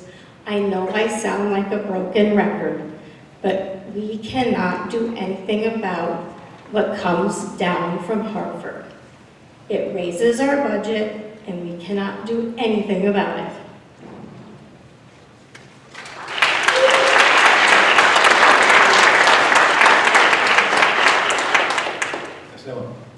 I'm Esteban Garcia, 10 Winston Road. Disappointing was the word that I used last week when I talked to you at the last public hearing about how I felt this whole year of budget process was working compared to other years. Especially disappointing the additional cut that was made on April 20th of the $97,000, which put us in a really difficult position for us, for those of us on the Board of Ed. I have a new word for you this week, is tired. Tired of coming back here year after year after year to fight for the educators that I do an amazing job at educating our kids and really highlighting the wonderful things that this town has to offer. I'm tired that I'm here on my daughter's 8th birthday to do that instead of being out there with her. I'm tired that just education in general, you know, Jamie made a really good point, and like the comparison of how much was reduced from the proposed Board of Education budget versus the town budget. I'm not saying that the town should be cut more, but it should be, you know, invested equally, you know, because the town provides great, you know, support for our town in public works, the police department, the fire department. Those are very worthy things that make this town to be great to live at. I'm also tired that you know, we try to make a fight between, you know, the education part of the town and the seniors. Last week I spoke to you about how our elderly tax relief program hasn't been updated information on the website since 2023. There are many things that the town, Board of Finance, Board of Selectmen could do to make sure that those seniors that are really in a fixed income and that have difficulty are able to, you know, continue to live in this town. Last thing I want to say is, you know, as the Board of Ed, we're going to have to make really difficult decisions. Should not all of these funds be restored? Trust me, like we've scoured that budget book up and down to see what can we do. You know, and there's no easy decisions. Like even personally for my daughter, you know, going next year into 3rd grade in Flanders, that's one of the possible reductions that we're going to see. So it is very real. it's not like we have a lot of fluff in our budget. We keep going back year every year and making you aware of that. So I definitely would want you to, again, evaluate the decision to cut that, 877,000 and see whether or not that reduction in tax rates is really going to be commensurate to the investment that we're going to lose in our children, in our education. Thank you.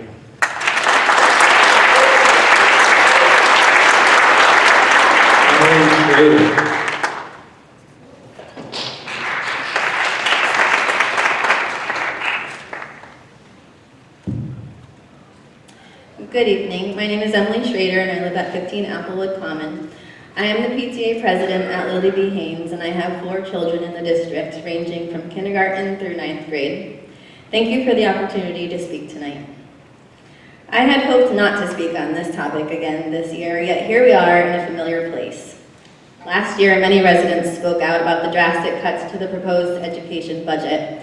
I want to acknowledge that those voices mattered, adjustments were made, community input can make a difference, and I hope you will hear those concerns again tonight. I care about fiscal responsibility, yet the current proposed budget raises concerns about balance. Education is the largest department in our town, and it has the lowest growth rate of any budget category. Over the past 4 years, the Board of Education's budget grew by 21.8%, while town operations grew at 35.7%. Debt service grew at 48.2%. Just last year, town operations increased by 10% compared to 5.34% for the Board of Education. Yet the discussion each year focuses on squeezing education further. Education has been the most fiscally restrained category, yet it is absorbing a disproportionate share of reductions compared to other departments.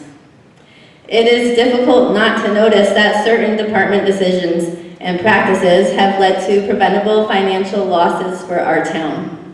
When those losses occur and education is continually asked to absorb the cuts, it sends a message, intentional or not, that our schools are the easiest place to make up the difference.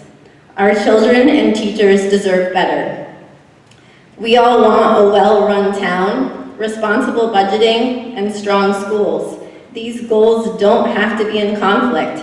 I urge you to restore funding to the education budget, work toward a more balanced solution, one that reflects both fiscal responsibility and a clear commitment to our students. Show this community that our students are not the fallback when things get difficult. A budget is more than just numbers. It is a reflection of what we value as a community. And this current proposal does not reflect the value we place on our children and schools. Thank you for your time.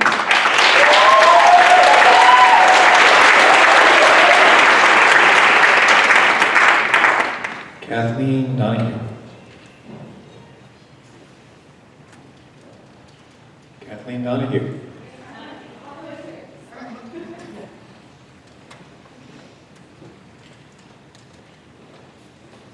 Hello, good evening.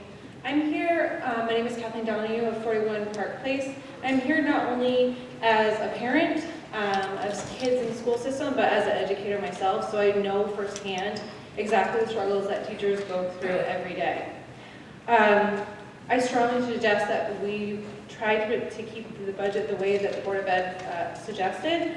I have a personal connection to this. My daughter is one of the kids who will be impacted at Niantic Center School, going from 1st grade into 2nd grade. By moving 3 sections to 2, it's really important for you to understand that you're not just adding more seats in a classroom. You are mathematically reducing the minutes per day that a teacher can spend on individualized instruction. In a high needs environment, those last minutes are a difference between a child reaching grade level and a child falling permanently behind. And in the future, the cost of repairing that is astronomical. 2nd grade, thank you, is a critical year in which reading, writing, and math are strengthen their fundamental skills. If they don't have that base, they're not going to be successful in the future. And despite the hardest of efforts of our outstanding and amazing teachers, those students will simply not reach their full potential. You're going to have the quiet kid who just sits there and does what they're supposed to do and is easily overlooked. And there's just not going to be enough minutes to meet with all those kids. There's also the social and emotional well-being of students at stake here. I know my daughter feels safest when she is in a calm, consistent environment. This is when she is willing to take risks and be an active participant in her learning, and putting more students in a classroom is not conducive to providing a safe and effective learning environment in which students are responsible, independent, critical thinkers, which is what East Lyme's mission statement says. It can't be done. So, as an elementary educator myself, I just want to shed some light. Like, I know not everybody is an educator, but the first-hand challenges of meeting all the students' needs, we're not just teachers, we're not just teaching curriculum, we're mental health first responders and social workers for kids in crisis. We're curriculum writers, we're constantly modifying and creating our own supplemental materials to help our students. We're language specialists, we're multilanguage learners, we're special education advocates for our most vulnerable students.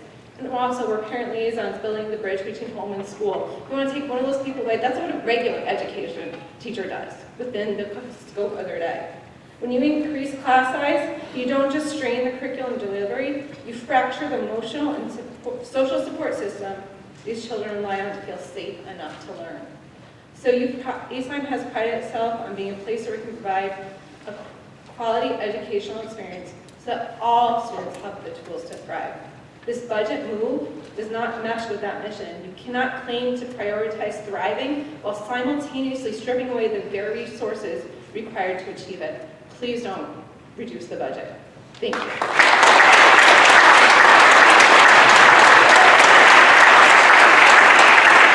Rebecca Arun. Sorry if I messed that up. It's Karen. So you're close. So yes, I'm Rebecca Karen. I reside at 3 Aberdeen Court in East Lyme. I stood here and spoke last year, questioning the validity of the argument that the school budget would contribute to the financial hardship of our community members.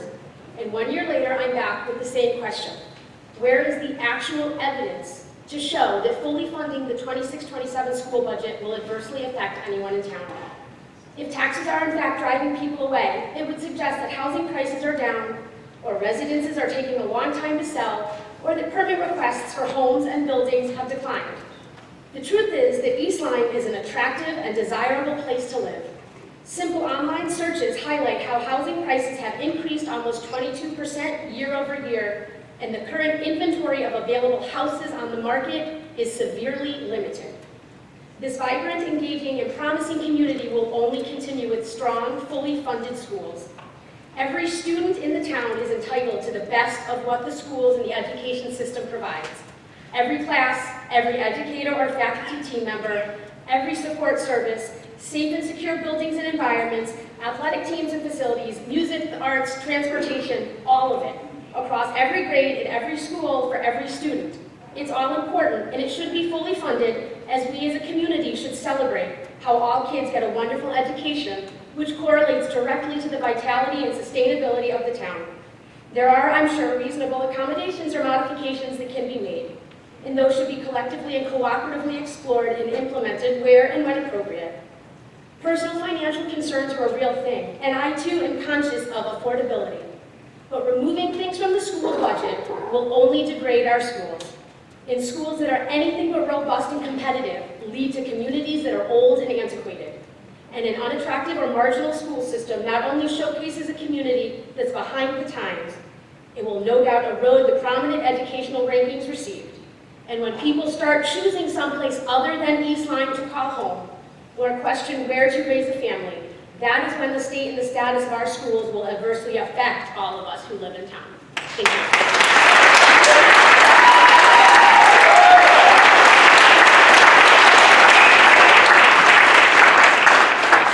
Evelyn Whitcraft.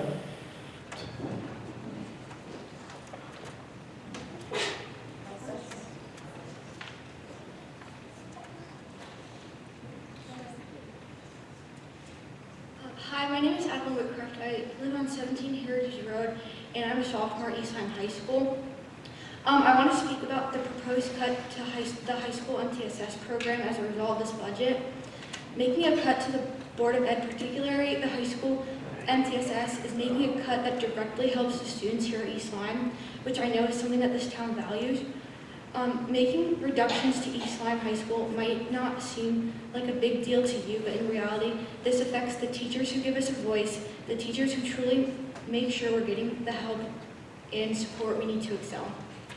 Around 100 kids rotate through MTSS each school year, myself included. Losing a part of MTSS means students like me don't get the support we desperately need. Students who work hard with these teachers and teachers that provide services to students that enable their education to make learning equal to others who aren't in MTSS. For these students, this is an essential support. It's not optional. Putting it on the cut list for this budget shouldn't be an option. The support are not just academic. For many, it's a lifeline during a critical time for our educational journey. Bottom line, cuts to the Board of Education budget will affect all students in East Lyme from getting the help they need to excel at the school and being offered an equal education our students and teachers need your support. We are all worth investing in. And one more thing, Flanders 3rd grade cuts. I have a sister who's in 3rd grade, or in 2nd grade going into 3rd grade, and she struggles with dyslexia, and I don't think that a larger class size would benefit her, especially if these are critical years getting them ready for middle school. Thank you.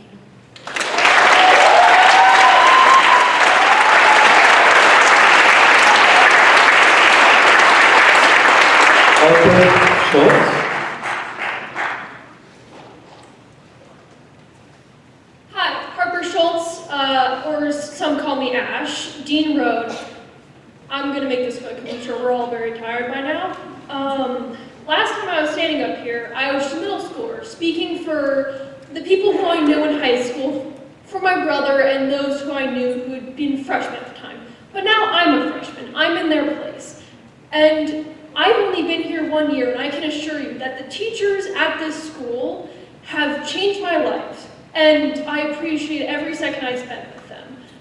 And I can't imagine how any of them feel or how my classmates would feel if the library funds got cut, if the tech teachers got cut, if the counselors got cut. I know so many people who rely on these people for their mental health and rely on these programs just to get through midterms, all the tests that they have to do. And I know like I said before, I know my brother would say the same exact thing. I know people who just need these things, and we can't just cut them thinking, oh, it's just a number, it's just some money that will go to something else that we need more. No, these are kids, these are people who need this education and that our town relies on it. And I'm going to ask you if you really think that you are setting up the people, the next generation, us, who will someday be in your seats, running the town, making these decisions, choosing what to do with the money, are you really setting them up for success? Thank you.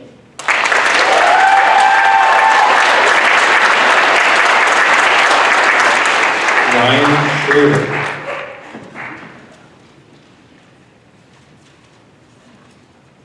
Thank you. Ryan Schrader, 15 Outwood Common. I'm also the president of the East Lyme Education Foundation. I want to start by recognizing the Board of Finance has a difficult job. You're balancing affordability, long-term sustainability, and the needs of the entire community. And reasonable people can disagree on priorities, but those decisions should rest on a consistent process and on data. And my concern isn't just the outcome of this budget, it's also how we arrive at it. On the town operations side, the board engages deeply, line by line. You look at things like conference expenses and supply accounts, stipends, staffing assumptions. On the education side, the process looks quite a bit different. Rather than reviewing the budget at the same detail, the board sets a target number, and the superintendent has to fit the district inside that. The difference matters because the process shapes the outcome, and the outcomes are pretty clear. Over the last 4 years, town operations has grown about 60% faster than education. Year after year, we're still in this room, and the focus is on the Board of Education budget. This year continues the same pattern. Town operations are still growing 10%, and the Board of Education has been squeezed down to 4%. And I just want to remind this board why that matters. People choose to live in East Lyme because of the schools. At a past budget forum, someone said that they moved here for the schools, even though they didn't have children, because communities with great schools are vibrant and lively, and that's the kind of community they want to live in. And she was right. Strong schools drive property values, and a growing grand list allows the town to provide services without increasing taxes. Every dollar that's squeezed from the education is a risk to our tax base, and that supports everything else. So if this board is serious about fiscal responsibility, then I ask you to reconcile why we're proposing double-digit growth on the town side for the second consecutive year, while continuing to press the schools to absorb further cuts. Sorry. Thank you.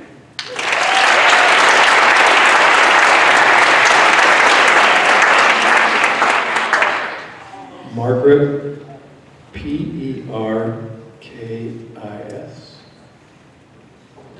Perkins. Perkins? Hey. Peg.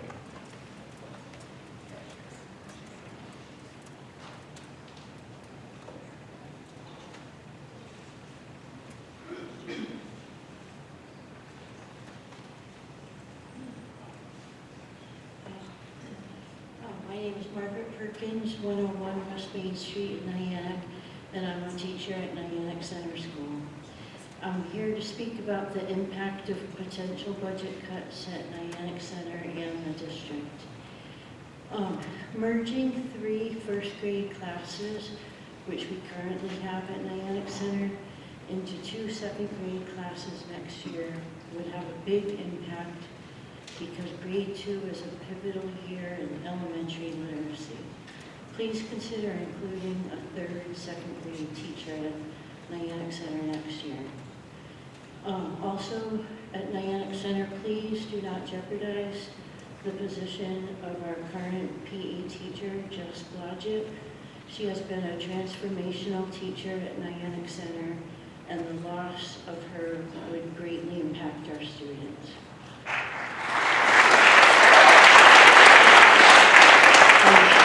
Lastly, over 25 years, I've seen a lot, so reduction in building subs would wreak havoc as they are essential to the schools running smoothly. As it stands now, it is a balancing act to have complete coverage. Please do not alter these essential personnel. Thank you.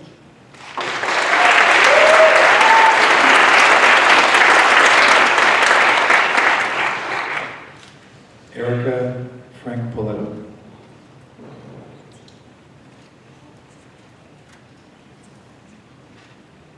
Erica?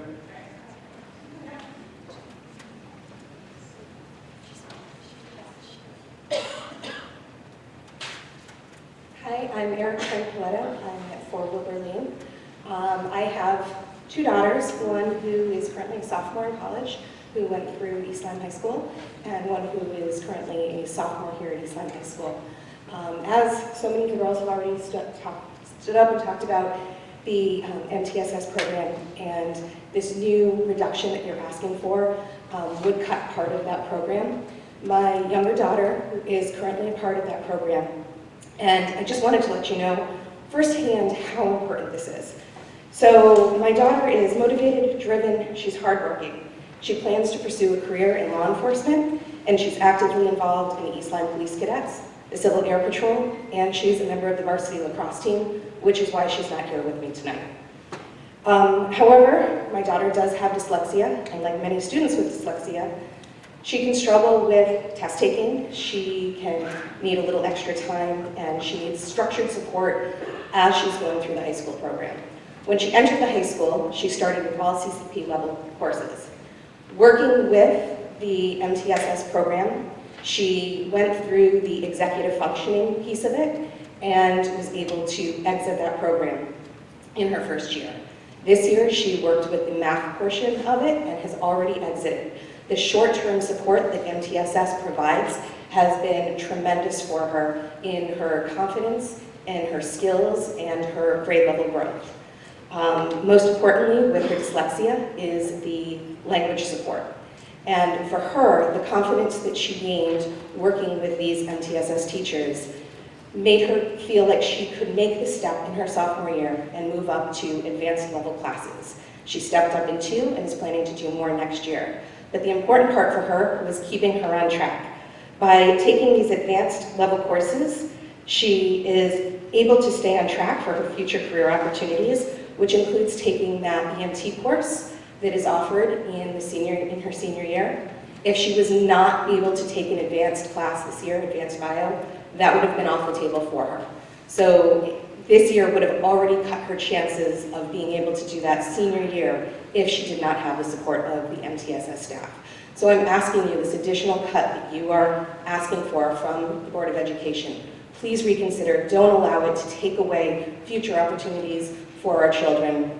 These are the kids who are most likely to fall through the cracks. They don't need heavy, targeted, all the time support necessarily of special ed, but they do need some support. And without that program, without all of the amazing teachers who help them give their, not just with their academics, but with their confidence, with their belief in themselves, these are the kids who are going to fall through the cracks and get lost, along the way. So please continue to support them and find that money in the budget to keep the MTSS program the way it is now.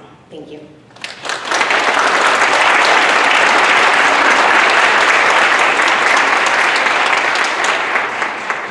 Stephanie, is it Butler?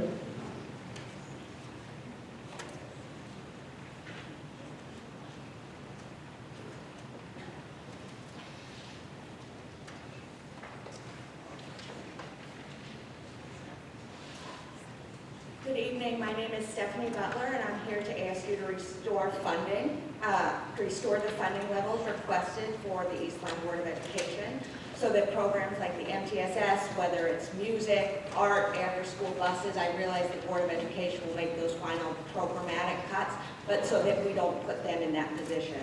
I'm at 11 Catbird Lane in East Lyme, and I do want to thank you all for the time you put into this budget and this town. It is appreciated. My family moved to East Lyme for the school system. As a mom of a child who receives IEP services and one who does not, I'm here to speak passionately about the need to adequately fund our schools for both student populations. As a spouse of a retired service member and the mother of 2 older stepdaughters, I have seen firsthand the impact underfunded schools have on a child's education. I can't emphasize enough the positive educational impact smaller class sizes and dedicated paraprofessionals have on our students.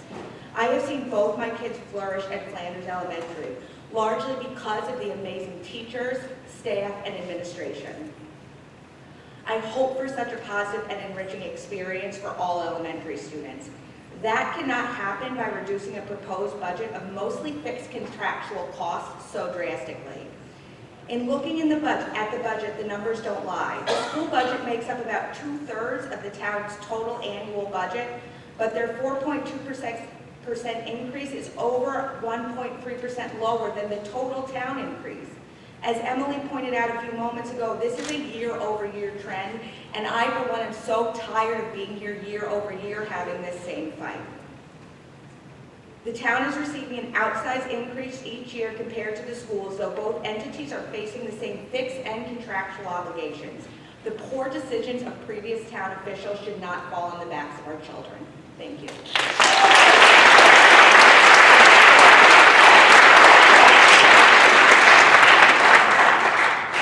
Torin Ewers?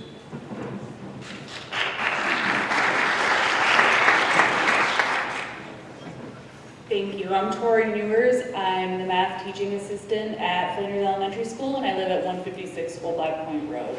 And I wanted to speak tonight because due to my job, I have the unique privilege of working in every classroom at least once throughout the week. I've worked with every one of our teachers. I've worked with almost every single one of our paraeducators, and I've actually seen firsthand in person what cutting one of our kindergarten classes did in terms of how it was with 2 kindergarten classes and now how those students are with 3 first grade classes. Our teachers are being stretched thin and changing from having 3 kindergartens to 2. It's like night and day. It's an exponential growth of difficulty because one adult can only spend so much time with each student.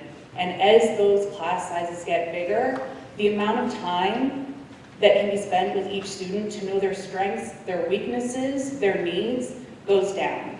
And so next year, when we're gonna have 2 kindergarten, 2 first grade, 2 second grade, potentially 2 third grade, I feel like the time that these kids need to have their needs met is just gonna be cut.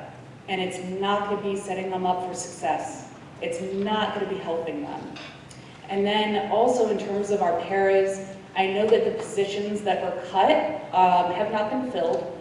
However, this year alone, one classroom, we have a student who really needs a one-to-one para. And we can't have that. And so paras are being pulled from other classrooms. So there are 2 third grade classrooms and a 4th grade classroom where their para, those teachers, have those paras in and out. This second grader has all sorts of different adults working with him, and different adults work differently. And it's very tough for a kid, especially a kid who relies on structure and routine to be able to prosper when there's just so much change going on. And then next year, that's probably just going to get worse because not only are our classes, sorry, I'm kind of all over the place, I forgot my printout at home.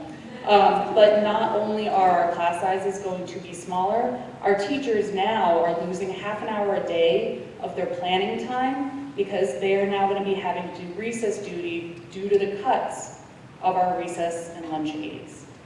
I really hope that somehow, and I appreciate what you guys do, but the teachers are being stretched thin. Their responsibilities are not lessening, they're increasing, but there are no more hours in the day. They need as much help and support as they can get, and they need as small of class sizes as we can give them, because they just, it's too much. And they are wonderful teachers, they are excellent at what they do, same with the paraeducators, but they are human. We are human, and we can only work so hard and try and give up so much of our time before it's just impossible. Thank you.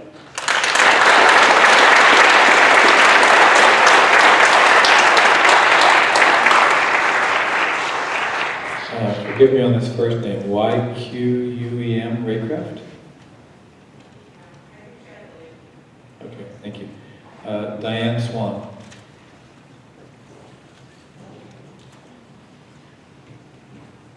Diane Swan, 7 North Beechwood Road. I'm just going to get there now because this is a tough thing for me to come forward and speak. Many of you know I recently lost my husband unexpectedly. But I want to say, if it wasn't for our first responders, our fire department, our police department, getting to my house as fast as they did to help me take over when I was doing CPR. Despite our best efforts, we lost him. He's a huge loss to this town. Everybody knows it. Everybody has worked with him. He served as the Parks and Rec supervisor, summertime while he taught for over 20 years. After that, he became the Parks and Rec foreman, taking his part-time job, making it his full-time job when he decided to leave education because he could no longer stand what was happening in the classroom due to the lack of support for teachers. And he decided to take his passion and make it his permanent job. So you, as a Board of Finance, I've been to you before. I've spoken publicly at the Board of Selectmen meetings, the Board of Finance meetings, the Board of Education meetings. I like to speak. I like to talk, I like to do my research, and as I sit here tonight, again, we come back to the table year after year, cuts after cuts. And you have a financial and a fiscal responsibility to us as taxpayers. For those of you who don't believe that it impacts people and that they can't afford to live here and might move out, my world changed just over 5 months ago. I lost my partner of 39 and a half years. I lost his income. I now have to figure out how I'm going to survive on one income. My retirement plan changed overnight. My plan was going to be I would retire when I hit a certain age. His benefits through the town would cover me until he decided to retire. Then I would help to assist and take care of his elderly parents because he's an only child. So imagine your only child is no longer alive. You are 84 and 85, and you have to adjust your fixed income, but now you also have to make allocations to maintain your home that your son used to help you maintain. Now they have to hire people to do that. So yes, we are severely impacted all the way around. I've spoken about the Board of Education. They have underfunded state mandates that need to happen. It's ridiculous. Our state representatives need to start knocking on doors and making changes. To Olivia Blodgett's comment about her wife and her family, I am so proud that I used to be Olivia's first grade teacher. So I wear many hats in this community, that as a parent, first and foremost, that as an educator. My first grade students at Nyack Center will be impacted by this cut if you end up combining the 3 first grade classrooms into 2. Also, as president of Stars to STEM Incorporated. So it's so nice to see so many residents here this evening, so many teachers, but it shouldn't take year after year all the cuts, threatening to cut teachers, the impact on students for decisions to be made. I know this is not a conversational thing this evening, but I just want to ask it, how often do your boards get together, other than when it's time to go through and cut and present and do whatever, to work together, financial responsibility, and see about how you can take and work with other municipalities to be able to streamline services. Let me give you a specific example. When my husband passed away, and I'll make it quick, I know I only have 2 minutes. When my husband passed away, his certification as far as herbicide and pesticide application went with him. They now have to have somebody else who took my husband's job get that certification. In the meantime, they're hiring an outside organization to pay for that. When we have Dr. Christian Lyme, who has the same certification. So we're wasting money in this town because we are not working smarter. And again, as an educator, we are definitely working harder, and it's falling on our shoulders. And as Mr. Garcia has said, tired. We are tired. Thank you.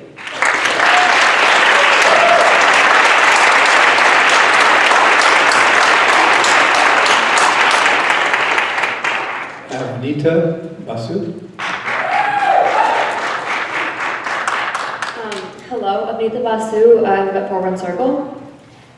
So again, thank you for your time and your work. I know this is difficult. And there have been a lot of great points that have been made tonight. I'd like to just talk about something that I feel personally about. Speaking as a busy high school senior who tries to keep up with our town budget process and will be graduating this year and going off to college prepared and successful because of my education here. Things we deal with as a community, like a budget, will continue to be complicated, and we will continue to need to spend money on services, operations, and critical programs that our town needs, and grapple with how to best distribute resources. We can agree that this is not going to get easier necessarily, but education is where fixing our problems and easing these difficulties start. Education allows us to send out people into the world that are competent and educated problem solvers that can create solutions to these problems.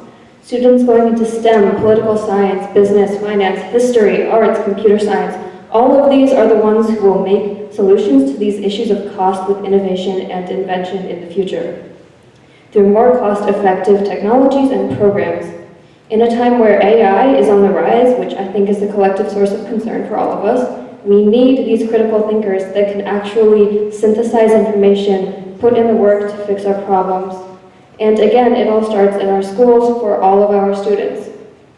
We need our schools strong for all of us. Thank you for your time and consideration.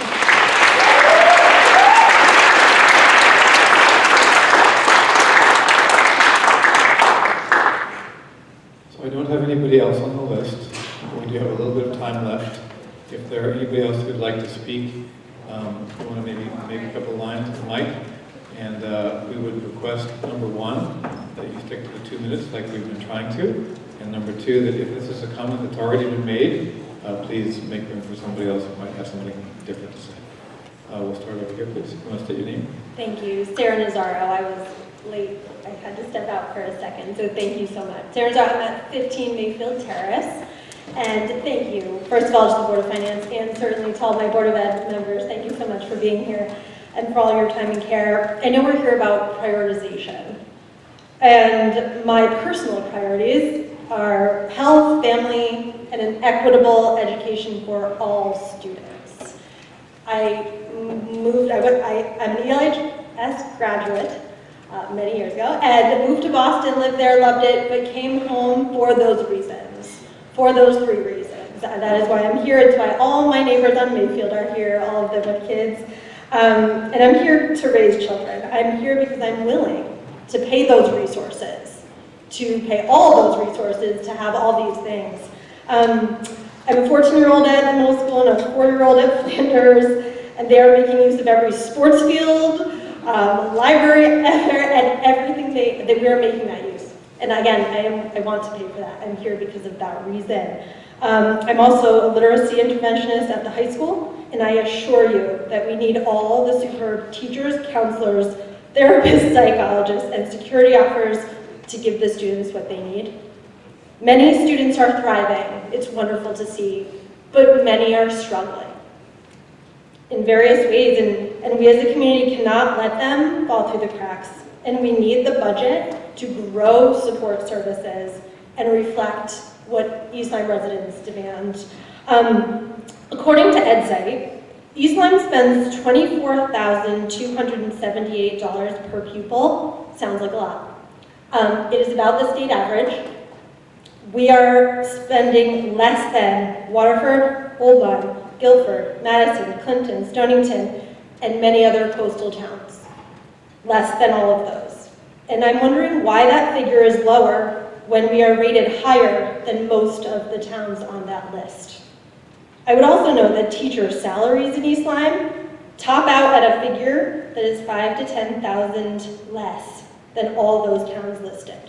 So our teachers are doing more for less, literally.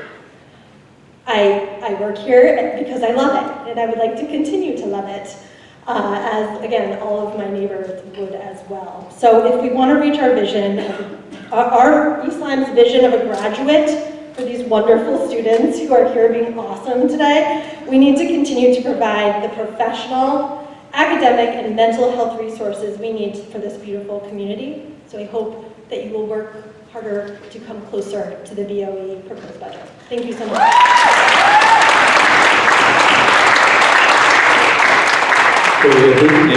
Yes, my name is Deborah Stewart Van Orden. I'm a homeowner at 21 Hillwood Drive, and I pay taxes here. I'm an outlier. I'm not a teacher. I am not a parent. I won't be a parent. I am here to speak for those like me who live in town, who care about our town, who care about our children, and who care about the mental health of our teachers. We don't need to make it harder for them. Thank you, Kim, for scrutinizing every line of the budget that needed scrutinizing last time, and nobody seconded those things, and I think we should all second a lot of scrutinization that's going on, and we need to support people who are questioning every line of the budget. So thank you. Thank you to the teachers for being here and supporting our students in town. I've purchased property in Niantic because of the home values, which are supported in large part by the schools. Real estate value, but also it's a great place to live because of that. So I know there are other people like me. I'm an electric boat employee. We are hiring 10,000 people, maybe 8,000 people. I was at the Crystal Mall hiring people. They came in droves. Thousands of people lined up. They reached Target next to the mall. They went across the parking lot. Those people are coming. Those people have families. East Lyme is a place to be. The schools are our crown jewel, and we cannot let that slide. It's who we are, so I'm not asking asking you to come closer to the requested budget. I'm asking you to meet it. Thank you.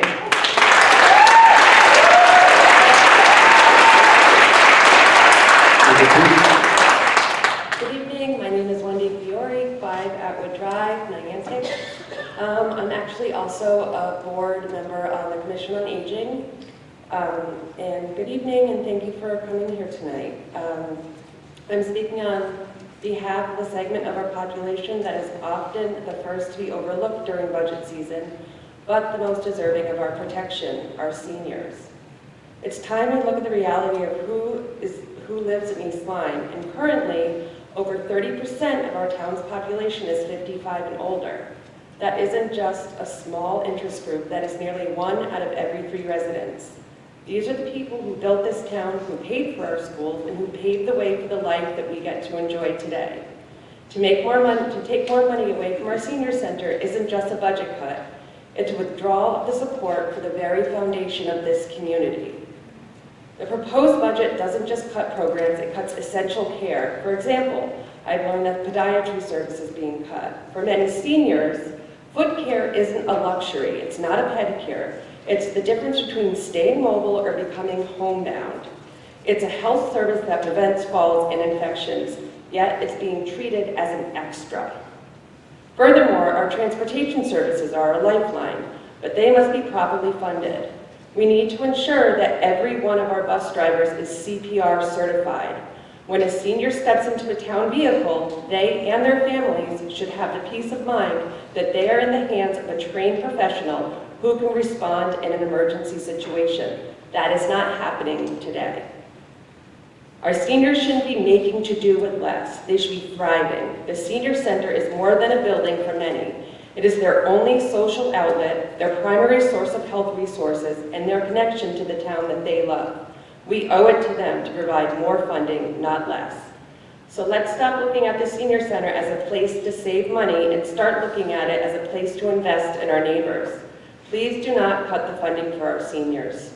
They've paved the way for us, and we need to make sure that we give them a safe and supportive future. Thank you.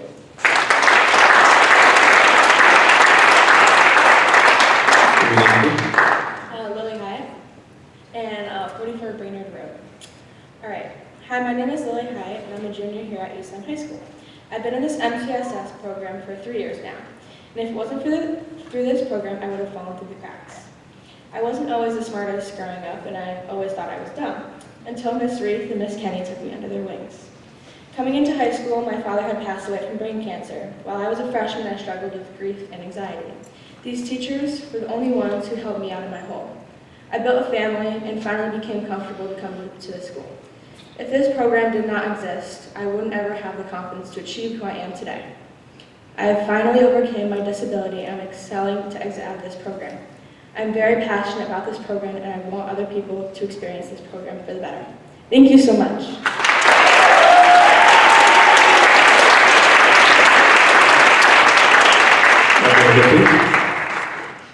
Casey Crouch, 35 Scott Road. Usual backstory, my wife and I moved to town from the schools, one in middle school, one in Flanders. I'm a lacrosse coach in town, 7th and 8th grade boys. There's 28 of them, 28, 13, 14-year-old boys, so please keep me in your thoughts and prayers. They are an energetic bunch. About a week ago before practice, I'm talking to a couple of them, and one was like, oh man, I got an ISS tomorrow. I said school suspension. The other one's like, yeah man, me too, no way.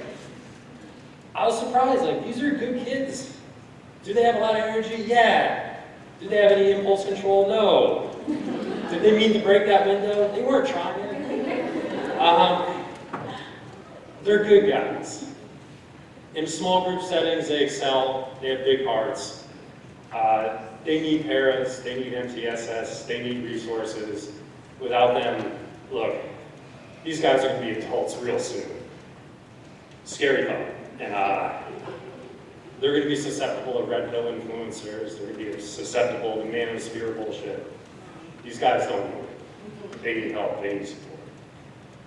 And I believe that they're going to be good adults one day because, honestly, I was one of those kids. I got into trouble for the same stuff that they did. And it was a network of adults that supported me and believed in me that got me here today. So please, they need the resources. These guys, they're wild, man. They're going to destroy a big classroom. Thank you.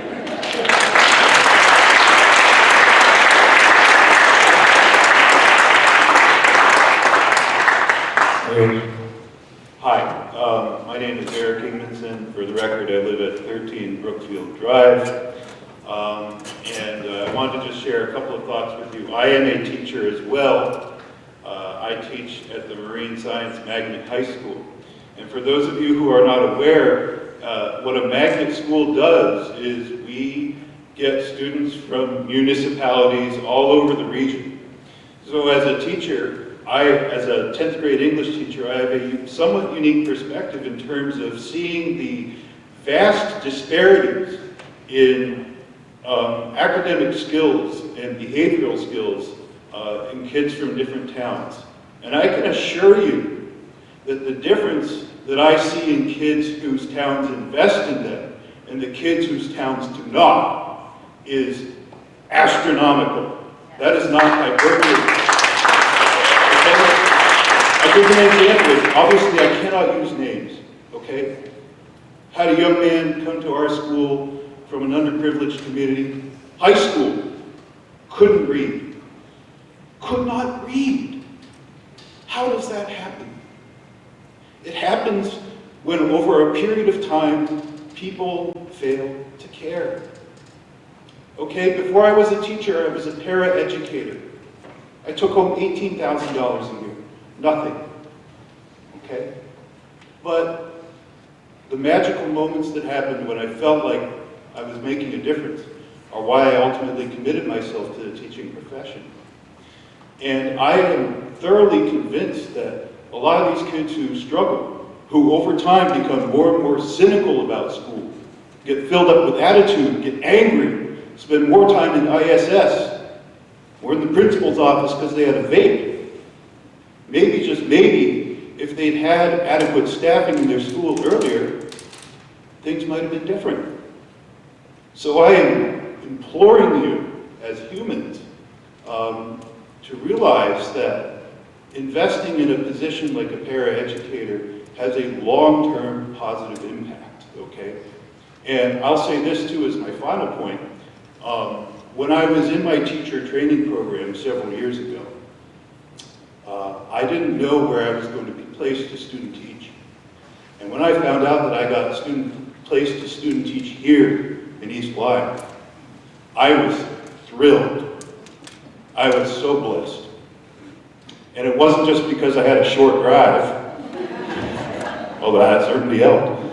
It was because I was surrounded by people who cared. And they have a huge impact on why I'm continuing to teach now. So I just ask you to realize that, yes, it's a cost, but yes, it's an investment in the long-term health of our kids and our communities. Thank you.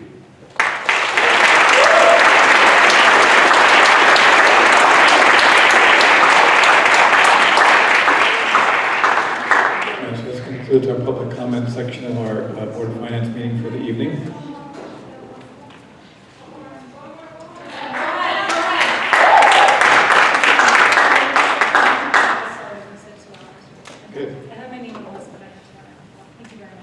My name is Ekem Raycraft. I'm at 19 Upper Walnut Hill Road. First, I want to thank the Board of Finance, Selectmen, of course, Kevin. Do appreciate all of your thoughtful questions and focus on fiscal responsibility during your deliberations. I do not support the further reductions in the school budget. These reductions will impact student performance in a negative way. I heard feedback, disappointment that the budget cuts were then reflected in some instructional costs, but that was always going to happen. That was communicated during the Board of Education presentation, and at deliberations, it was the only way to make up for that money. I keep hearing every year it's going to be a tough budget year. We talked about wants versus needs, but right now we can't even afford what we have. We put all these great things in place in both the town and the school, and we continue to chip away year after year. And I've heard at the beginning, the Board of Finance, everybody has their things that they want. I'm not sure if you had an MBA that they could come in and make this all work for what we are asking for and balance it with what people are saying is a reasonable increase. We are not unique in these challenges. To our town leadership, I am asking us to please lead the charge for regionalization of resources. This problem doesn't appear that it's going to go away or change, and unless we do something differently, we will be back here in a year's time. We'll be doing all of these same cuts, having the same conversations year after year. It's easy for me to say. I don't think it's easy to do, but I do think that we need to think about substantial changes. I request that you consider a motion to restore additional funds to the school during your deliberations. And secondly, I also ask that you consider a motion to restore the library funds for Sunday service. Thank you for considering the feedback that you are receiving tonight during your deliberations. Thank you.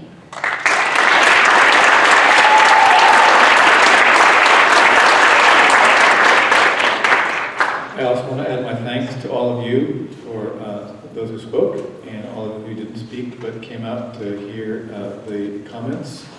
I really appreciate you being here. This process becomes better and better by all the things that you say to us.